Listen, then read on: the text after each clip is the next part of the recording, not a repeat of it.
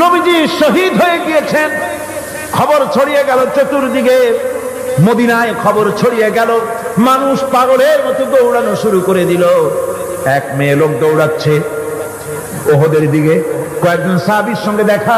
তারা জিজ্ঞেস করলেন, দৌড়াও কেন? মহিলা, যাও কই? কয় ওহদের দিকে যেতেছি। কয় যায় তো কোনো লাভ নাই, যেহেতু তোমার যে স্বামী এসেছিলেন জিহাদের ময়দানে তিনি তো শহীদ হয়ে গেছেন।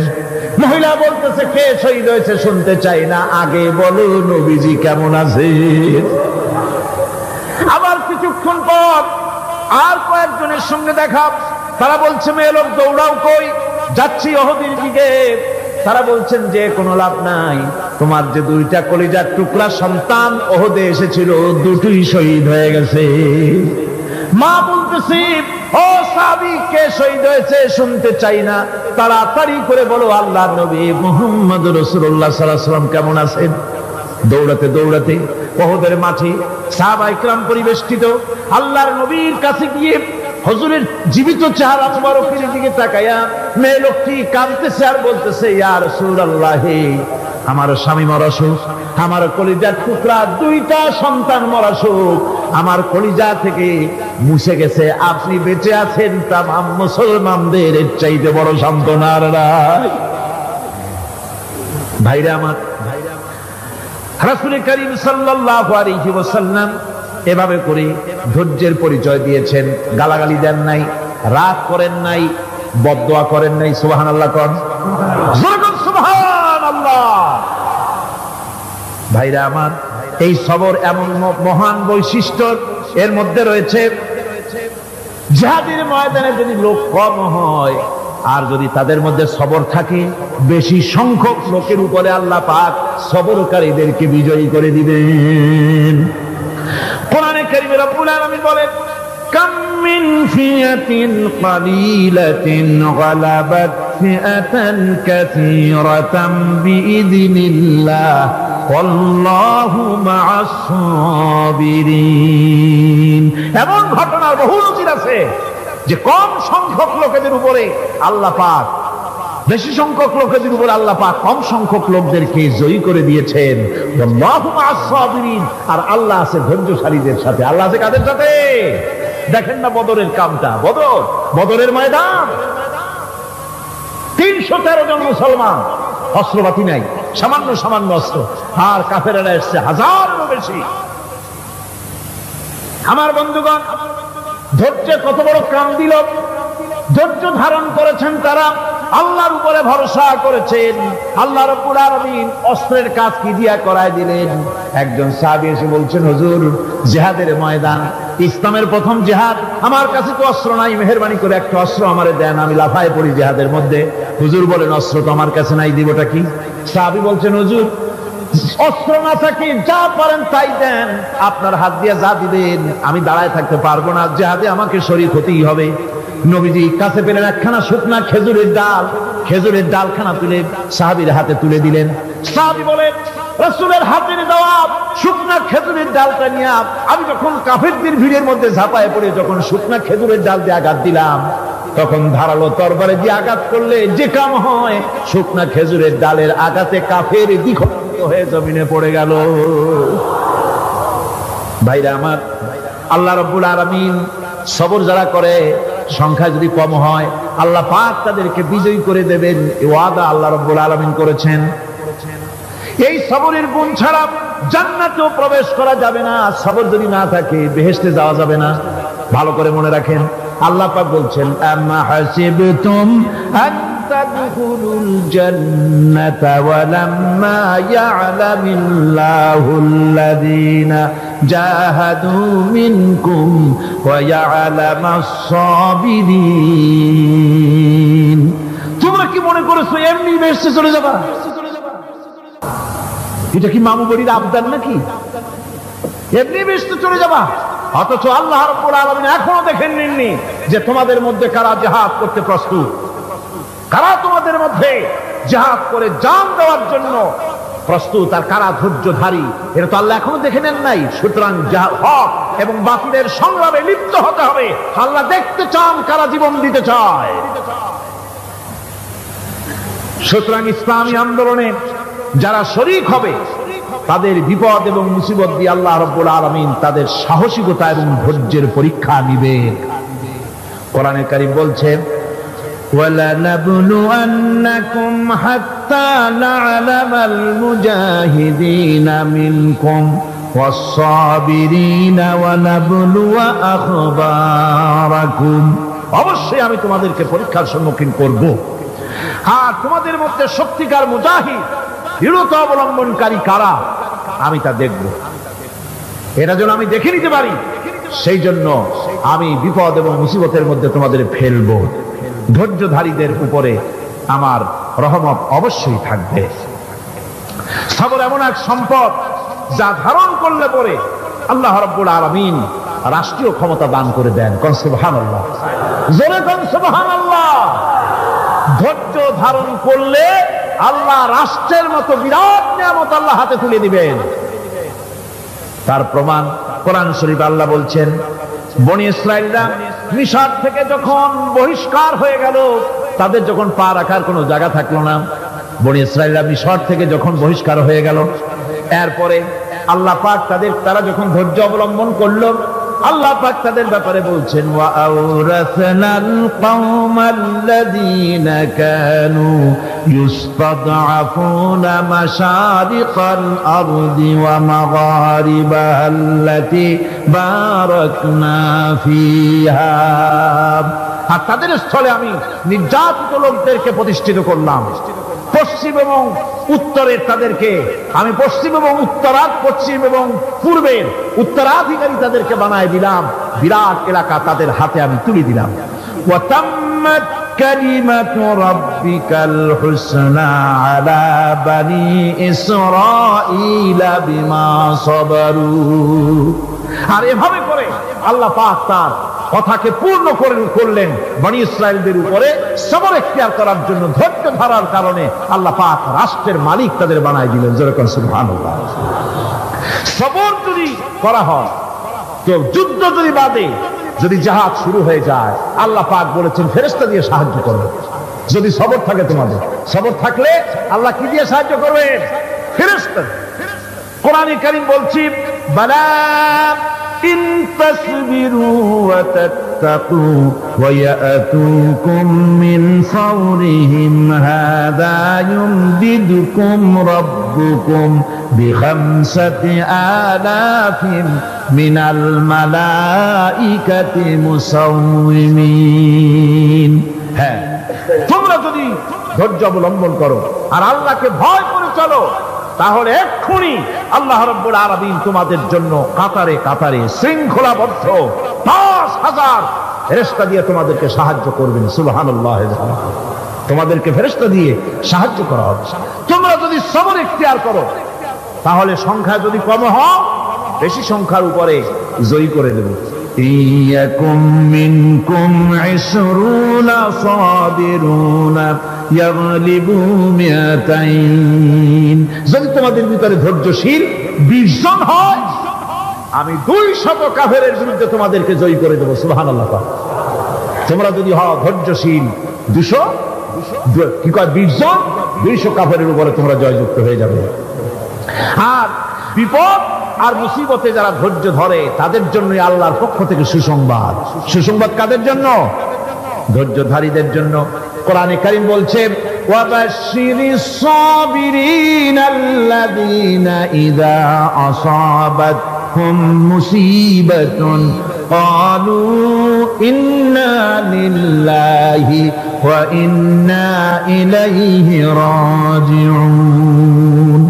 সুসংবাদ সেই সব ধৈর্যশালীদের জন্য যারা নাকি বিপদ এবং মুসিবতে আসলে যারা বলে, কি বলে? পড়েন আমার সাথে, ইন্না লিল্লাহি ওয়া ইন্না ইলাইহি রাজিউন। এটা শুধু আমাদের লোকেরা কেউ মরলে পড়ে, এটা শুধু মরার সময় নয়, বরং যে কোনো বিপদ আর মুসিবত এলে মুমিন বান্দা যারা, তারা কি পড়বে? ইন্না লিল্লাহি ওয়া ইন্না ইলাইহি রাজিউন। নিশ্চয়ই নিশ্চয়ই আমরা আল্লাহর জন্য এবং আমাদের সকলকেই আল্লাহর কাছে ফিরে যেতে হবে, প্রত্যাবর্তিত হতে হবে। সবরকারীদের জন্য রয়েছে জান্নাতের সুউচ্চ সম্মানের জায়গা। জান্নাতীদের জান্নাতে সবচেয়ে সম্মানজনক জায়গা আল্লাহ রাব্বুল আলামিন ধৈর্যশালীদেরকে দান করবেন। কোরআনে কারীম বলছে উলাইকা ইউজজাউনাল গুরফাতা বিমা সাবারু ওয়া ইউলাক্কাউনা ফিহা তাহিয়াতাও ওয়া সালামা। এরা হলো সেই সব লোক যাদেরকে প্রদান করা হবে বেহেশতের সুউচ্চ মঞ্জিল, কারণ তারা সবর ইখতিয়ার করেছিল, তারা সবর করছিল, এই জন্য বেহেশতের সবচেয়ে ভালো জায়গা তাদের দেওয়া হবে। কোন আলহামদুলিল্লাহ, জোরে কোন আলহামদুলিল্লাহ। এবং জান্নাতে সবরকারীদেরকে সম্বর্ধনা দেওয়া হবে, সম্বর্ধনা দেওয়া হবে। খালিদিনা ফিহা হাসুনাত মুস্তাকাররান ওয়া মুকামা। চিরদিন তারা জান্নাতের ভেতরে বসবাস করবে এবং কতই না সুন্দর, কতই না উত্তম জায়গা সবরকারীদের জন্য আল্লাহ বেহেশতের মধ্যে রেখে যাবেন। জান্নাতে প্রবেশ করার সাথে সাথে চতুর্দিক থেকে ফেরেশতারা ছুটে আসবে সবরকারীদের জন্য। ওয়াল মালাইকাতু ইয়াদখুলুনা আলাইহিম মিন কুল্লি বাব। চতুর্দিক থেকে ফেরেশতারা তাদেরকে ইস্তেকবাল করবে, কি বলবে? সালামুন আলাইকুম বিমা সাবারতুম ফানি'মা উকবাদ। তোমাদের প্রতি শান্তি বর্ষিত হোক, কারণ তোমরা পৃথিবীতে সবর অবলম্বন করেছিল। কতই না উত্তম জায়গা, কতই না সুন্দর জায়গা আল্লাহ রাব্বুল আলামিন সবরের বিনিময় তোমাদেরকে দান করেছেন। সুতরাং এই সবর হচ্ছে মুসলমানদের জন্য সবচেয়ে বড় নিয়ামত। আজ আমার তো মনে হয় পৃথিবীতে মুসলমানরাই সবচেয়ে বেসবর। ট্রেনে যাবে বসা নিয়ে বেসবর, টিকিট নিয়ে বেসবর, বাসের মধ্যে বেসবর, বাজারে যাবে বেসবর, স্কুলে যাবে বেসবর, যেখানে যান সব জায়গায় আমরা বেশি অধৈর্য, ঠিক কিনা কর? সামান্য সামান্য জিনিস নিয়ে ঝগড়া করা, মারামারি করা, এই হচ্ছে আমাদের ট্র্যাডিশন। ধৈর্য অবলম্বন করতে হবে জীবনের সকল ক্ষেত্রে, এই ধৈর্য আমাদেরকে রক্ষা করতে হবে। এই ধরনের ধৈর্য যদি আমরা অবলম্বন করতে পারি, তাহলে আল্লাহ পাক বলছেন উলাইকাল্লাযীনা সাদাকু ওয়া উলাইকা হুমুল মুত্তাকুন। এরাই হলো ঈমানের দাবিতে সত্যবাদী। কোন আলহামদুলিল্লাহ। কারা কারা? না না, শুধু সবরকারী না, এই যে 10টা পয়েন্ট বলা হলো, কয়টা পয়েন্ট বলা হয়েছে? 10টি পয়েন্ট। সেই 10টি পয়েন্ট যারা পালন করবে এরা হলো ঈমানের দাবিতে সত্যবাদী, আর এরাই হচ্ছে প্রকৃতপক্ষের মুত্তাকি। আমরা মুত্তাকি বুঝি দাঁতে ছাতা, দাড়ি টাড়ি আশ্রয় না, জাব্বা জুব্বা গায়ে দিয়ে কোনো জায়গায় পড়ে থাকে, এটা বড় মুত্তাকি, খুব পরহেজগার। সালাদ শর্টকাট যদি পড়ে তাহলে তো আরো বড় পরহেজগার। জি, আর যদি কাপড় চোপড় মোটেও না থাকে তাহলে তো খাজা বাবা হয়ে গেল। নাউযুবিল্লাহ মিন যালিক। আর আল্লাহ বলছে মুত্তাকি কারে কয় শোনো, এরে কয় মুত্তাকি যাদের মধ্যে এই 10টা গুণ আছে। এই 10টি সত্য যদি সম্পাদন করতে পারি, যদি আমল করতে পারি, জীবন ধন্য হয়ে যাবে। সেই 10টি কথা আমি আবার আপনাদের স্মরণ পটে তুলে দিতে চাই, প্যাকেট করে পকেটে উঠাই দিতে চাই, যেন বাড়ি নিয়ে যেতে পারেন। 1 নম্বর হচ্ছে 10টি পয়েন্টের 1 নম্বর আল্লাহর প্রতি ঈমান। 1 নম্বরে আল্লাহর প্রতি ঈমান, 2 নম্বরে পরকালের প্রতি ঈমান, 3 নম্বরে ফেরেশতাদের উপর ঈমান, 4র্থ নম্বরে কিতাবের প্রতি ঈমান, 5ম নম্বরে নবীদের প্রতি ঈমান, 6ষ্ঠ নম্বরে সহায় সম্বলহীন নিকটবর্তী আত্মীয়, ইয়েতিম, মিসকিন, প্রবাসী, মুসাফির, সাহায্য প্রার্থী, এদেরকে মুক্ত করার জন্য এদেরকে সাহায্য প্রদান করা, 7 নম্বরে নামাজ প্রতিষ্ঠা করা, 8 নম্বরে যাকাত আদায় করা, 9 নম্বরে ওয়াদা পালন করা, 10 নম্বরে সবর এখতিয়ার করা। কয়টা হলো? এই 10টি কাজ যদি আমরা পালন করতে পারি, বিপদে মুসিবতে ধৈর্য ধারণ করতে পারি, যত মুসিবত আসুক, আসলে এগুলি কিছু না। মুসিবত আল্লাহ টেস্ট করবে, মুসিবত দিয়া আল্লাহ টেস্ট করে। দেখা যায় যে ওদের শক্তি খুব বেশি, চোখে আপনি দেখতে পারেন, কিন্তু আল্লাহ বলছেন ইন্না কায়দাশ শায়তানি কানা দাঈফা। বাতিলরা হলো শয়তান, বাতিলরা কি? আর ওদের চক্রান্ত আসলেই দুর্বল। এদের চক্রান্ত আসলে কি? দুর্বল। কাজেই এগুলিকে ভয় করা যাবে না। বিপদে মুসিবতে ধৈর্য ধারণ করে যদি অগ্রসর হওয়া যায় তো আল্লাহ রাব্বুল আলামিন এই 10টি পয়েন্ট যদি আমল করা যায় দুনিয়ার শান্তি পাবো, আখিরাতেও শান্তি পাবো। যত মুসিবত আসুক বিপদ আসুক ধৈর্যের সাথে মোকাবেলা করতে হবে। ধৈর্যের অর্থ কি? আমি আগেই বলেছি, ধৈর্যের অর্থ হচ্ছে অবিচলতা, দৃঢ়তা, বরদাস্ত করা, সহিষ্ণুতা, ধীরতা, স্থিরতা। ধৈর্যের অর্থ এটা নয় একজন একটা থাপ্পড় মারলো আর আপনি বলবেন যে বাবা ব্যথা পাইছে নাকি, তাহলে আরো একখান থাপ্পড় দিয়া দাঁত আমার সবগুলো ভালায় না। এর নাম ধৈর্য নয়। ধৈর্য হচ্ছে পরিস্থিতির মোকাবেলা করতে হবে সাহসিকতার সাথে, এর নাম হচ্ছে ধৈর্য। ওই যে আমি একটা দৃষ্টান্ত দিয়ে থাকি, এক সাপ একবার মুরিদ হয়েছিল এক পীর সাহেবের কাছে। পীর বলছিলেন যে না আমি তো এইসব সাপ টাপ মুরিদ বানাই না। কয় না হুজুর আমারে বানান। তারপরে মুরিদ বানায় কিছু অজিফাতারে শিখাই দিল আর বললো খবরদার কাউকে দংশন করবা না। ঠিক আছে, সে যায়া জিজ্ঞাসা শুরু করে দিয়েছে। এর মধ্যে জমিনে রাখাল আসছে, ধান কাটছে, ধানগুলো নিবি কি করে, দড়ি দড়ি পাচ্ছে না। তো কি করা যায়, বানবে কি দিয়া? সন্ধ্যার পরে অন্ধকারে দেখে যে দড়ি একটা পড়ে আছে। ও যে কি দড়ি তা তো ওরা বুঝে না, ওইটারে নিয়ে ধান রে ফেসাইয়া লেজ দিয়ার মাথা দিয়ে এরকম করে বাসেটারে দিয়ে বাঁধছে।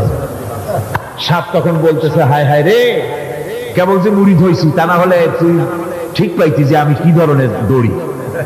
এরপরে নিয়ে বাড়ি নিয়ে ভালাই দেশে খুলে সাপটার ঘাড় গেছে মুসকিয়া। বহুত কষ্ট করে হুজুরের বাড়ি গিয়ে হাজির। কয় যে হুজুর কি একখান জিকির শিখাইলেন, আমার তো ঘাটটার মুসকে শেষ। আশ্চর্য কথা, কত মানুষ মুরিদ হইল, কত কিছু মুরিদ হইল, কারো তো জিকির করলে ঘাড় মস্কে যাবে কেন, এটা কেমন কথা? কয় হুজুর ঘটনাই। আরে বেটা ঘটনা এইটা তুই কি করছিলি? কয় যে আপনি যে নিষেধ করছেন দংশন করতে, আমি তো দংশন করতে পারিনি। আরে বেটা দংশন করতে নিষেধ করছিলাম, ফোঁস করতে তো নিষেধ করি নাই। করে যখন দড়ি মনে করে হাত দিছিল ফোঁস করে উঠতি, ওই রাখা লাফ দিয়া বর্ডার পার হইয়া দিল্লি চলে যেত। কাজী ধৈর্যের মানে শীত হয়ে পড়া না। ধৈর্য মানে অবিচলতা, দৃঢ়তা নিয়ে শক্তি সঞ্চয় করে আল্লাহর উপরে ভরসা করে বাতিলের বিরুদ্ধে ঝাঁপায় পড়তে হবে, বাতিল উৎখাত হতে বাধ্য হবে।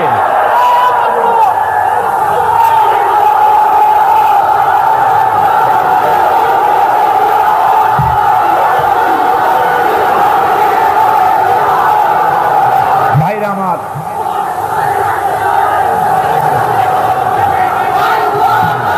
সুতরাং আলহামদুলিল্লাহ আমরা কোরআনে কারিমের এই আয়াতে কারিমার আমরা যদ্দূর পারলাম আলোচনা করেছি। আল্লাহ পাক যেন এতে বরকত দেন। জোরে কোন আমিন, আরো জোরে কোন আমিন। আল্লাহ পাক বলেন ওয়াইদা মারিতু ফাহুয়া ইয়াশফিন। ইব্রাহিম আলাইহিস সালামকে দিয়ে আল্লাহ এই কথাও বলালেন, আমি যখন অসুস্থ হই আমারে রোগ মুক্ত কে করে দেয়? বলেন না কে করে দেয়? আল্লাহ রাব্বুল আলামিন রোগ মুক্ত করে দেন। হযরত আইয়ুব আলাইহিস সালামের ঘটনা কোরআনে কারীমের মধ্যে আল্লাহ রাব্বুল আলামিন উঠায় দিয়েছেন, বলে দিয়েছেন যাতে করে মুমিনেরা মনের মধ্যে আল্লাহর প্রতি আশা ভরসা আনতে পারে। রোগ হয়েছে হযরত আইয়ুব আলাইহিস সালামের, এত অসুখে রোগে শোকে আত্মীয় স্বজন স্ত্রী পুত্র পরিজন সব তারে ছেড়ে গেল, গায়ে পোকা হয়ে গিয়েছে। 1 বছর 2 বছর নয়, বছরের পর বছর ধরে রোগাক্রান্ত অবস্থায় আইয়ুব আলাইহিস সালাম আছেন। এবার সমস্ত শরীর ছেড়ে জিহ্বার মধ্যে পোকা হওয়া শুরু হয়ে গেছে। হযরত আইয়ুব আলাইহিস সালাম জিহ্বায় যখন পোকা শুরু হয়ে গেল, আল্লাহর দরবারে তখন তিনি ফরিয়াদ করে বলেছিলেন রব্বুল আলামিন, সারা শরীরে পোকা ধরল, শরীর জরা জরা হয়ে গেল, রোগে শোকে শেষ হয়ে গেলাম, কোনো শিকায়ত করি নাই, এবার তো কথা না বলে পারি না মাবুদ, তুমি দয়া করে আমার জিহ্বায় পোকা দিও না। আমার জিহ্বাটা পোকা ধরেছে, দয়া করে পোকা জিহ্বায় দিও না, কারণ আমার জিহ্বায় যদি পোকা হয়ে যায় তাহলে তোমার মতো আল্লাহর জিকির আমি কি দিয়া করব? আমার জিহ্বাটা ভালো রাখবো আল্লাহ। হযরত আইয়ুব আলাইহিস সালাম পড়েছিলেন আন্নী মাসানি আদ-দুররু ওয়া আনতা আরহামুর রাহিমিন। আয় আল্লাহ, আমি রোগাক্রান্ত হয়ে পড়েছি, আর তুমি তো রহমান রহিম। দোয়া মঞ্জুর হলো, আল্লাহ পাক আইয়ুব আলাইহিস সালামকে রোগ মুক্ত করে দিলেন। রোগ হলে পরে কে সেরে দেয়? কে সেরে দেয়? আল্লাহর প্রতি এই আশা, এই ভরসা, এই চিন্তা থাকতে হবে। আল্লাহ পাক বলেন, যখন আইয়ুব আমার কাছে দোয়া করলো, আমিও জবাব দিয়া দিলাম। কোন সুবহানাল্লাহ। আল্লাহ পাক বলেন, ফাকাশাফনা মা বিহি মিন দুররিন ওয়া আতাইনাহু আহলাহু ওয়া মিসলাহুম মাআহুম রাহমাতাম মিন ইনদিনা। আমি তার কষ্ট দূর করে দিলাম, তার হারানো স্বাস্থ্য ফিরিয়ে দিলাম, এবং তার সাথী সঙ্গীদেরকে আমার পক্ষ থেকে আমার রহমত দিয়ে তার কাছে সব আবার আমি ফিরাইয়া দিলাম। সুতরাং মুমিন ব্যক্তি কখনো হতাশ হবে না। চতুর্দিকে দেখে বিপদ আর বিপদ, এই বিপদে সে হতাশ হয় না, আশায় বুক বেঁধে থাকে। নিরাশার আধারে তুমি হে আশার নূর, যেখানে বেরোবার কোনো পথ নাই সেখান থেকে পথ বের করে দেয় কে? চিল্লায় কোন কে দেয়? আমার আল্লাহ পাক। দেখেন হযরত ইউসুফ আলাইহিস সালাম হারায় গেলেন, মানে তার 11 ভাই ইউসুফ আলাইহিস সালামকে কুয়ার মধ্যে ফেলাই দিলেন। আর এসে তারা বলল যে ইউসুফ আলাইহিস সালামকে বাঘে খায়া ফেলেছে। এটা কি গল্প নাকি? এটা কোথায় আছে? কোরআন শরীফের মধ্যে আছে। ওই 11 ভাই মনে করেছিল ইউসুফ আলাইহিস সালামকে কুয়ার মধ্যে ফেলাই দিলাম, এ কুয়ার মধ্যে পচে মরবে, শেষ হয়ে যাবে। কিন্তু ওই 11 ভাই জানে না এটা কোনো কুয়া নয়, এটা হলো একটা সুড়ঙ্গ পথ, এটা হলো একটা টানেল। এক মুখে ইউসুফকে ফেলাই দিল 11 ভাই, কুয়ার আরেক মুখ থেকে আল্লাহ হযরত ইউসুফকে বের করে মিশরের সিংহাসনে বসায়া দিলেন। ওরা বুঝে না, তাই চিরকাল পাপীরা আল্লাহর বান্দাদেরকে, আল্লাহর দ্বীনের গোলামদেরকে অত্যাচার করে, মনে করে শেষ করে ফেলাবো। কিন্তু শেষ আল্লাহর গোলামেরা হয় না, ওরাই শেষ হয়। নির্মূল যারা করতে চায় ওরাই নির্মূল হয়ে যায়। টিকে থাকে কে? আল্লাহর গোলামেরা। টিকে থাকে কে? আল্লাহর গোলামেরা টিকে থাকে। নির্মূলেরিয়া নির্মূলই হয়ে যায় সব সময়। ঠিক কিনা কন? জোরে বলেন ঠিক কিনা? ভাইরা আমার, হযরত ইয়াকুব আলাইহিস সালাম ছেলের চিন্তায় চিন্তায় চোখ দুটো অন্ধ হয়ে গেছে, কাঁদতে কাঁদতে চোখ অন্ধ হয়ে গেছে। কিন্তু হতাশ হন নাই, কারণ হতাশ হবে কেবলমাত্র কাফেরেরা। হতাশ হয় কারা? আল্লাহ বলেছেন হতাশ হয় কাফের, ইমানদার কখনো হতাশ হয় না। হযরত ইয়াকুব আলাইহিস সালাম ছেলে হারাইয়া কি বলতেছেন শোনেন। আল্লাহ তার কথা কোরআনে কারীমের ভিতরে আল্লাহ কি সুন্দর করে উঠায়া দিয়েছেন। হযরত ইয়াকুব পড়তেছেন, ফাসাবরুন জামিলুন আসাল্লাহু আইয়াতিয়ানি বিহিম জামিআন ইন্নাহু হুয়াল আলিমুল হাকীম। ফাসাবরুন জামিল, ধৈর্য ধারণ করাই এখন আমার জন্য উত্তম। আমি এখন ধৈর্য ধারণ করব, হয়তো শীঘ্রই আল্লাহ আমার যাদের হারাইছি তাদের সকলকে আল্লাহ আমার কাছে ফিরিয়ে দিবেন। তিনি সুবিজ্ঞ, তিনি প্রচন্ড ক্ষমতার মালিক। আশায় বুক বেঁধে থাকলেন তিনি। আর ইউসুফ আলাইহিস সালাম আজকে প্রেসিডেন্ট। তিনি মিশরের কি? তিনি 11 ভাই গেছে সেইখানে খাবার আনার জন্য। হযরত ইউসুফ আলাইহিস সালামের চিনতে কোনো কষ্ট হয় নাই। ওরা তো চেনে নাই, কিন্তু ইউসুফ আলাইহিস সালাম চিনে ফেলেছেন। হযরত ইউসুফ কোনো প্রতিশোধ নিলেন না। হযরত ইউসুফ পরিচয় দিলেন আর বললেন, ভয় পাইও না, খাদ্য তোমাদেরকে দিয়া দিব। তোমাদের ব্যাপারে আমার বক্তব্য হচ্ছে লা তাসরিবা আলাইকুমুল ইয়াউম, তোমাদের বিরুদ্ধে আমার কোনো ক্ষোভ নাই, বিদ্বেষ নাই, মাফ করে দিলাম। এই জামাটা নিয়ে যাও, আমার আব্বার জন্য এই জামাটা নিয়ে যাও। জামা নিয়ে যাচ্ছে মিশর থেকে। কোথায় কেনান, কোথায় মিশর? মিশর থেকে ইউসুফ আলাইহিস সালামের জামানিয়া ছেলেরা কেনানের দিকে যাচ্ছে, আর এদিকে হযরত ইয়াকুব বলতেছেন আমি যেন আমার নাকের ভিতরে ইউসুফের গন্ধ পেতেছি। সুবহানাল্লাহ। জামা চলে এলো, চোখের উপরে তিনি রাখলেন, আল্লাহ চোখ ভালো করে দিলেন। সুবহানাল্লাহ।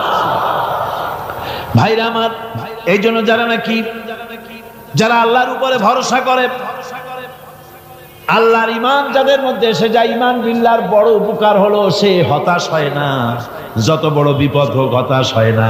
দেখেন ইউসুফ আলাইহিস সালাম কি কেমন করে জুলাইখা ঘেরাও করে ফেলে দিয়েছে, দরজা বন্ধ, তালা বন্ধ, জানালা বন্ধ, সিটকানি মারা, খিল মারা, তালা দেওয়া, বেরোবার কোনো পথ নাই, চতুর্দিকে নগ্ন চিত্র।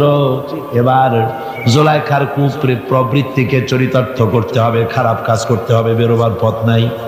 হযরত ইউসুফ আলাইহিস সালাম তিনি জানেন দরজা সব বন্ধ, পালাবার পথ নাই, কিন্তু আল্লাহ রাব্বুল আলামিনকে তিনি ভয় করলেন। যুবক মানুষ, আল্লাহ রাব্বুল আলামিনকে ভয় করলেন। রব্বুল আলামিনকে ভয় করে তিনি তালাবদ্ধ দরজার দিকে দৌড় মারলেন। রব্বুল আলামিন আপন কুদরতে সবগুলি দরজা খুলে দিলেন।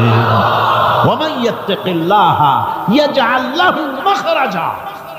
যে ব্যক্তি আমারে ভয় করে, আমার পথে চলতে চায়, আমি রাস্তা খুলে দেই। সুবহানাল্লাহ। সুতরাং ঈমানে বুক বাঁধো জওয়ানেরা, তরুণেরা, হতাশ হওয়ার কোনো কারণ নাই, আশায় বুক বেঁধে থাকো। আপনারা বলেন এই পৃথিবীতে ইউনূস আলাইহিস সালাম যে বিপদে পড়ছিলেন, এর চাইতে বড় বিপদ পৃথিবীতে কিছু হতে পারে? আপনাদের চিন্তায় বুঝি পারে?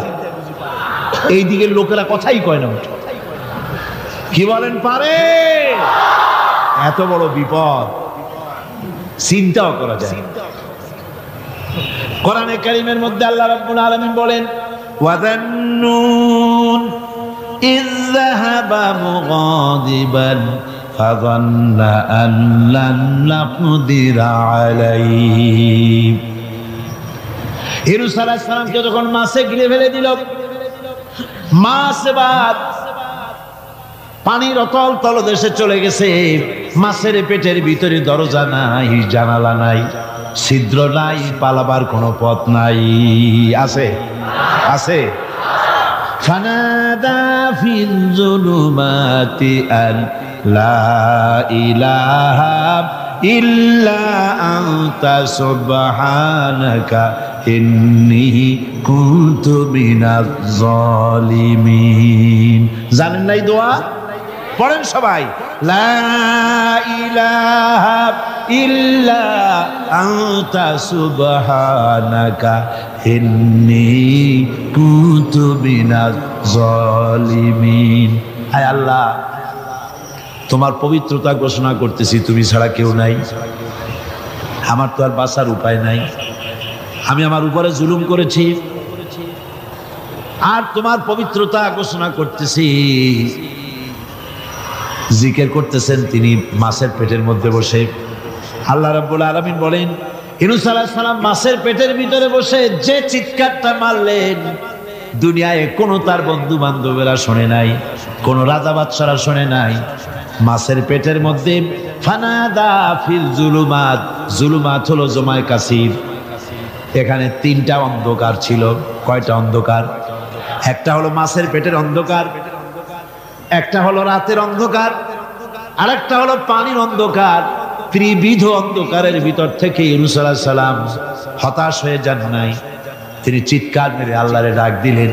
আল্লাহ কয় আমি ডাক শুনছি, কেউ তোমার ডাক শুনে নাই, আমি তোমার আরশের মালিক, আমি আল্লাহ শুনতে পেয়েছি। শুধু শুনি নাই, জবাব দিয়া দিলাম। ফাস্তাজাবনা লাহু ওয়া নাজ্জাইনাহু মিনাল গাম্মি ওয়া কাযালিকা নুজিল মুমিনিন। পড়েন না সবাই। ফাস্তাজাবনা লাহু ওয়া নাজ্জাইনাহু মিনাল গাম্মি ওয়া কাযালিকা নুজিল মুমিনিন। আমি ডাকের আমি আল্লাহ পাক বলেন আমি ইউনূসের ডাক শুনলাম, ডাকের জবাব দিয়া দিলাম, আর মাছের পেটের ভিতরে বেদনার সৃষ্টি করে দিলাম। মাছ এবার ভেসে উঠলো। মাছের আর এখন কোন উপায় নাই বমি করা ছাড়া। মাছ কেনারায় চলে এলো, ইউনূসকে বমি করে ফেলে দিল। আল্লাহ কয়, শোনো দুনিয়ার মানুষেরা, শুধু ইউনূস আলাইহিস সালামকে নয়, ওয়া কাযালিকা, এইভাবে করে আমার মুমিন বান্দারা যদি বিপদে পড়ে আর আমারে ডাকে, আমি রব্বুল আলামিন এইরকম বিপদ দিয়া বাঁচায়া দেব। বিপদ থেকে বাঁচাবেন কে? সুতরাং গতকালকের মতো আবারও বলি, বিপদ আসতে পরে মুসলমানেরা মাজারে দৌড়ায় বেশি। কন নাউজুবিল্লাহ, জোরে কন নাউজুবিল্লাহ। বিপদ আসে আর মাজারে চলে যায়, যাইয়া সেখানে কাঁদে, মাজারের উপরে মাথা ঘা দিতে থাকে, পয়সা দেয়, মুনাজাত করে, কাঁদতে থাকে, মাজারওয়ালার কাছে বিপদ মুক্তি চায়। নাউজুবিল্লাহ পড়ে, আবারও কন নাউজুবিল্লাহ।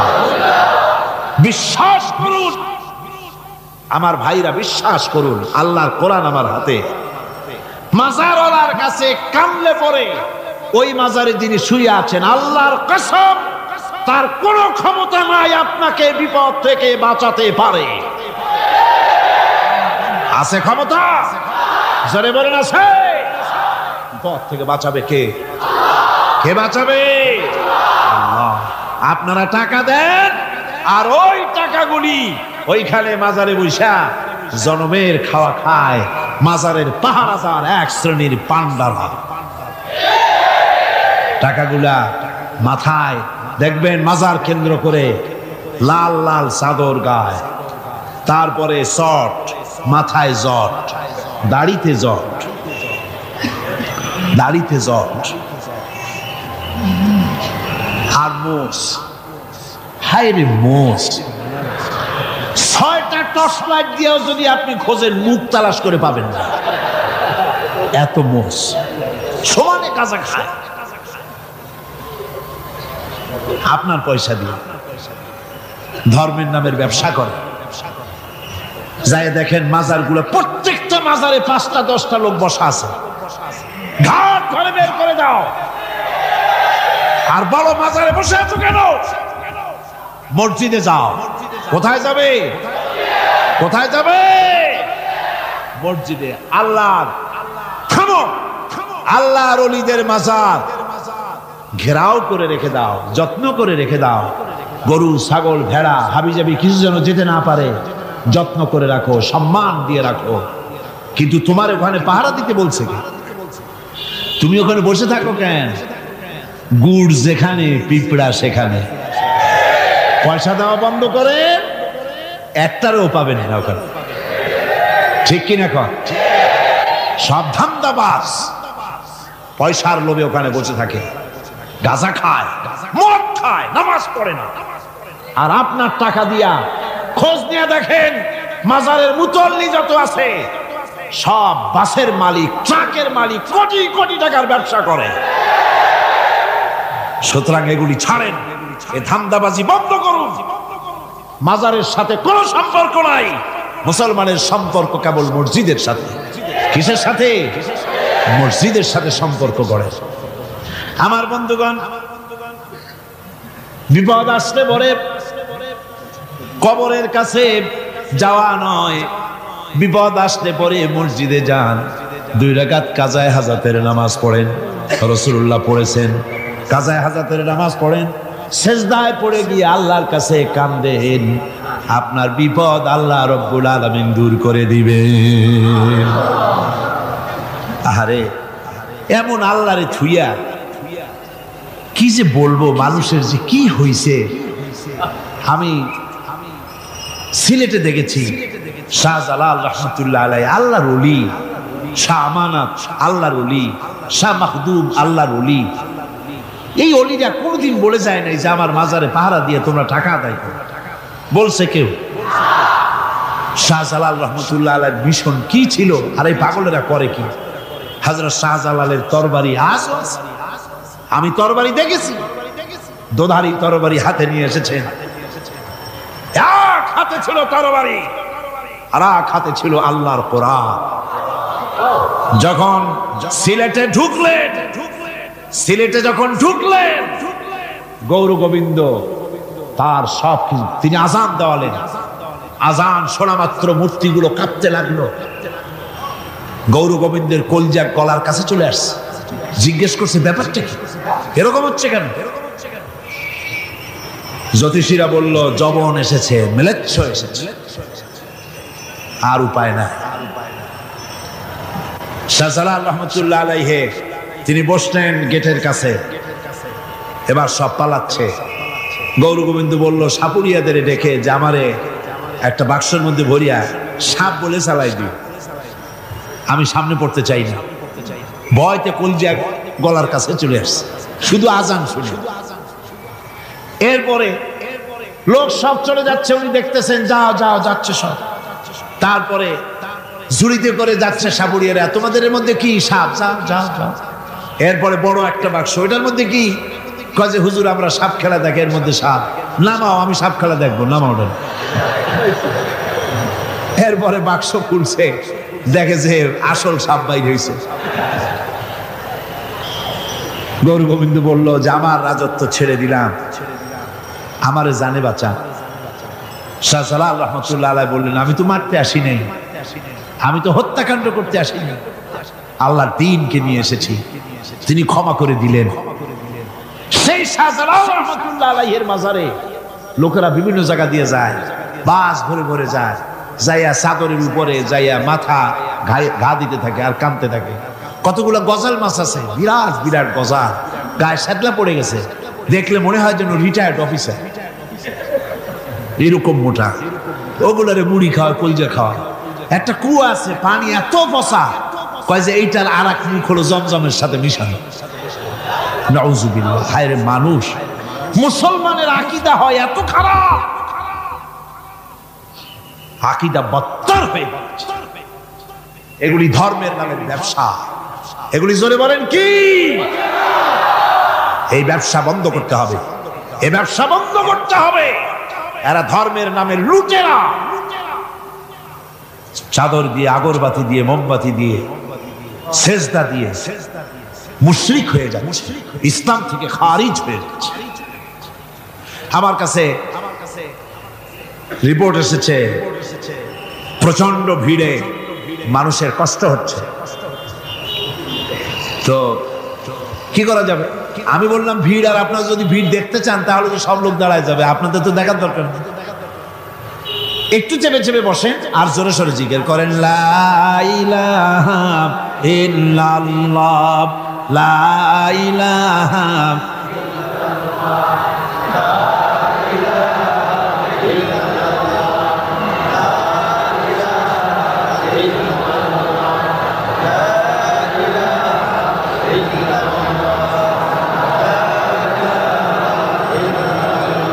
কিন্তু বসেই এগোতে পারতেন, দাঁড়ালে পরে ডিস্টার্ব হয়, হাঁটলে পরে ডিস্টার্ব হয়। নিজের কপালটারে খারাপ করেন না, এত সুন্দর আল্লাহর কথা শোনা থেকে নিজেকে মাহরুম করতে চেষ্টা করেন না। নিজেও শোনেন, অপরকেও শুনতে দেন। বসেন, মাজা ব্যথা করবে না, আল্লাহ মাজা ব্যথা ভালো বানায় দেবে যত সময় বসবেন। কোন আলহামদুলিল্লাহ। আপনারা বসছেন যে জায়গাটায়, এটা বেহেশতের টুকরা। এটা কি? এরা প্যারেড ময়দান নয়। মাজালিসুল ইলম হিয়া রাউযাতুম মিন রিয়াদিল জান্নাহ। হযরত আলী বলেছেন, যেখানে ইলম চর্চা হয়, কোরআন আলোচনা হয়, হাদিস আলোচনা হয়, সেটা কোনো সাধারণ জায়গা না, সেটা জান্নাতের টুকরা হয়ে যায়। জোরে কোন সুবহানাল্লাহ। কাজে বেহেশত থেকে শয়তানের জন্য বাইর করিয়া না দেয়, সতর্ক থাকেন। শয়তান কি চায় যে আপনি সারাক্ষণ শোনেন? কি কোন চায়? চায় না। শয়তানের খপ্পরে পড়ে না, বসেন আর শোনেন। ঈমানদার যখন বিপদে জর্জরিত হতে থাকে তখন সে ভেঙে পড়ে না, তখন অন্ধকারের, বিপদের অন্ধকার বিদীর্ণ করে আলোর এক প্রভা তার চোখের সামনে উদ্ভাসিত হয়ে ওঠে। সেটা কি? সেটা হলো আল্লাহ রাব্বুল আলামিনের বাণী। فإن مع العسر يسرا إن مع العسر يسرا আল্লাহ পাক বলেন জেনে রাখো দুঃখ এবং কষ্টের সাথে রয়েছে সুযোগ আর সুবিধা, আর অসচ্ছলতার সাথে রয়েছে উদার সচ্ছলতা। জোরে কোন সুবহানাল্লাহ। কাজে ভয় পাওয়ার কারণ নাই, হতাশ হওয়ার কারণ নাই, মন আশায় বুক বেঁধে রাখো। গুনাহ করেছো, হতাশ হয়ো না। যুবকদের গুনাহ করা স্বাভাবিক। ইউনিভার্সিটির ছাত্র, কলেজের ছাত্র, প্রফেসর, শিক্ষক, অফিসার ঘুষ খেয়েছেন, জিনা করা হয়েছে, মদ খাওয়া হয়েছে, মিথ্যা কথা বলা হয়েছে, যাই কিছু করেন না কেন ভয় পাওয়ার কারণ নাই, নিরাশ হওয়ার কোনো দরকার নাই। আল্লাহ পাক ডেকে বলেছেন কুল ইয়া ইবাদিয়াল্লাযীনা আসরাফু আলা আনফুসিহিম লা তাকনাতু মির রাহমাতিল্লাহ। আরে আমার আল্লাহর মতো এত ভালো আর কেউ আছে? এত দরদ আর কারো আছে? আমার আল্লাহ বলেন ও নবী আপনি শোনায় দেন, হে আল্লাহর বান্দারা, তোমরা যারা নিজেদের উপরে বাড়াবাড়ি করেছো, নিজেদের উপরে জুলুম করেছো, অত্যাচার করেছো, আমি আল্লাহর রহমত থেকে নিরাশ হয়ে যেও না। মানুষ যদি অপরাধ করে, বাপের সাথে অপরাধ করেছে, মায়ের সাথে অপরাধ করেছে, মা বাবা সন্তানের চাইতে এত বড় কল্যাণকামী তো আর কেউ নাই, কিন্তু মা বাবা কোনোদিন বলে না আয় আমার ছেলে তোরে মাফ করে দেই, এরকম বলে নাকি? মন চায় ছেলে যদি মাপ চাইতো খুশি হয়ে মাফ করে দিতাম, কিন্তু কেন যে আসে না, ডাকে না যে আয় মাফ করে দেই। মা বাপ আপনাকে এত ভালোবাসে, সেই মা বাপও আপনাকে বলে না যে আয় মাফ করে দেই। আমার আল্লাহ হচ্ছেন এমন আল্লাহ, আল্লাহ রাব্বুল আলামিন ডাকেন, এ বান্দা খুন করেছিস ফিরে আয়, জিনা করেছিস ফিরে আয়, হত্যা করেছিস ফিরে আয়, চুরি করেছিস ফিরে আয়, কুফরি করেছিস ফিরে আয়, সুদ খেয়েছিস, ঘুষ খেয়েছিস, মদ খেয়েছিস ফিরে আয়, এসে আমার দরবারে চোখের পানি ফেল, আমার দরবারে কাঁদাকাটি কর। ইন্নাল্লাহা ইয়াগফিরুয যুনুবা জামিআ ইন্নাহু হুয়াল গফুরুর রহিম। আমার দরবারে চোখের পানি ফেলে কাঁদ, আমি রব্বুল আলামিন জিন্দেগীর গুনাহ মাফ করে দেব। সুবহানাল্লাহ কোন, সুবহানাল্লাহ কোন। আমার কাছে কাঁদ, চোখের পানি ফেল। আল্লাহ রাব্বুল আলামিনের কাছে বান্দার দুইটা ফোঁটা বেশি প্রিয়। একটা হলো জিহাদের ময়দানে যে রক্ত ফোঁটা দেওয়া হয়, এটা আল্লাহর কাছে প্রিয়। আর আল্লাহর ভয়তে গুনার জন্য লজ্জা করে, অনুশোচনা করে বান্দা যখন চোখের পানি ছেড়ে দেয়, আল্লাহর কাছে এটা অত্যন্ত প্রিয়। নবীজি বলেছেন, বান্দা যখন গুনার ভয়তে, আল্লাহর ভয়তে, জাহান্নামের ভয়তে অনুশোচনা করে যখন চোখ দিয়া পানি ছেড়ে দেয়, ওই চোখের পানি নাকের অর্ধেক আসতে না আসতে আল্লাহ রাব্বুল আলামিন বান্দারে মাফ করে দেন। আল্লাহ বরদাস্ত করতে পারেন না যে বান্দা কান্দু। আমার ভাইরা, আল্লাহ রহমত এই পৃথিবীতে, আল্লাহ রহমতকে 100 ভাগ করা হয়েছে। আল্লাহ রহমতের কত ভাগ? এই 100 ভাগের 1 ভাগ সারা পৃথিবীতে ছড়াই দেওয়া হয়েছে। আর 99 ভাগ কার কাছে? আল্লাহর কাছে। একটা ভাগ দুনিয়া ছড়ানো হয়েছে আদম আলাইহিস সালাম থেকে নিয়ে এই পর্যন্ত, এখান থেকে নিয়ে কিয়ামত পর্যন্ত পৃথিবীতে যত মানুষ আসবে, যত প্রাণী আসবে, তাদের মধ্যে প্রাণী জগতেও গাভী তার বাছুরকে ভালোবাসে ঠিক কিনা, হাতি তার বাচ্চাকে ভালোবাসে ঠিক কিনা, মুরগি তার বাচ্চাকে ভালোবাসে কিনা, প্রত্যেক মাই তার সন্তানকে ভালোবাসে মানুষের মতো। এই ভালোবাসা, স্নেহ, এই মমতা, এই করুণা, এই মহব্বত একটা ভাগ দুনিয়ায় দেওয়ার পর আপনি আর আমি যতটুকুন ভাগে পেয়েছি সেই মহব্বতে, স্ত্রীর মহব্বতে অস্থির, মায়ের মহব্বতে অস্থির, সন্তানের মহব্বতে অস্থির। এখন চিন্তা করেন, একটা ভাগ সারা পৃথিবীতে বিতরণ করার পর যেটুক পেয়েছি তাতে যদি এত মহব্বত হয়, তাহলে এর 99 ভাগ মহব্বত যে আল্লাহর কাছে জমা আছে, এই বান্দার জন্য তার কত মহব্বত, এই বান্দার জন্য কত করুণা তার, কত মহব্বত তার, কত দয়া তার। এজন্য আল্লাহ রাব্বুল আলামিন বলেছেন, নাব্বি ইবাদি আন্নী আনাল গফুরুর রহিম। ও আমার নবী, সুসংবাদ দিয়ে দাও, বান্দাদেরকে শোনায় দাও যে আমি আল্লাহ তাআলা ক্ষমাশীল আর দয়াবান। হুজুর কাঁদতেছিলেন, হযরত ওমর রাদিয়াল্লাহু তাআলা আনহু এসে দেখেন হুজুর একা কাঁদতেছে। হুজুর জিজ্ঞেস করছেন, হযরত ওমর জিজ্ঞেস করলেন, হুজুর আপনি কাঁদেন কেন একা একা? হযরত ওমর বলেন, আমি যখন প্রশ্ন করলাম নবীজি বললেন, আমার কাছে কিছু আগে জিবরাইল এসেছিলেন, জিবরাইল এসে আমাকে বললেন আল্লাহ পাক বলেছেন, হে আমার নবী, ইসলামের ভিতরে থেকে যে সমস্ত মানুষগুলো ইসলামের ভিতরে থেকে চুল আর দাড়ি পাকায় দিছে, কিয়ামতের দিন এই লোকগুলারে আমি শাস্তি দিতে আমার শরম হবে। হযরত ওমর বলেন, হুজুর উম্মতের জন্য কত বড় খোঁজ খবর এটা, আর আপনি কাঁদতেছেন।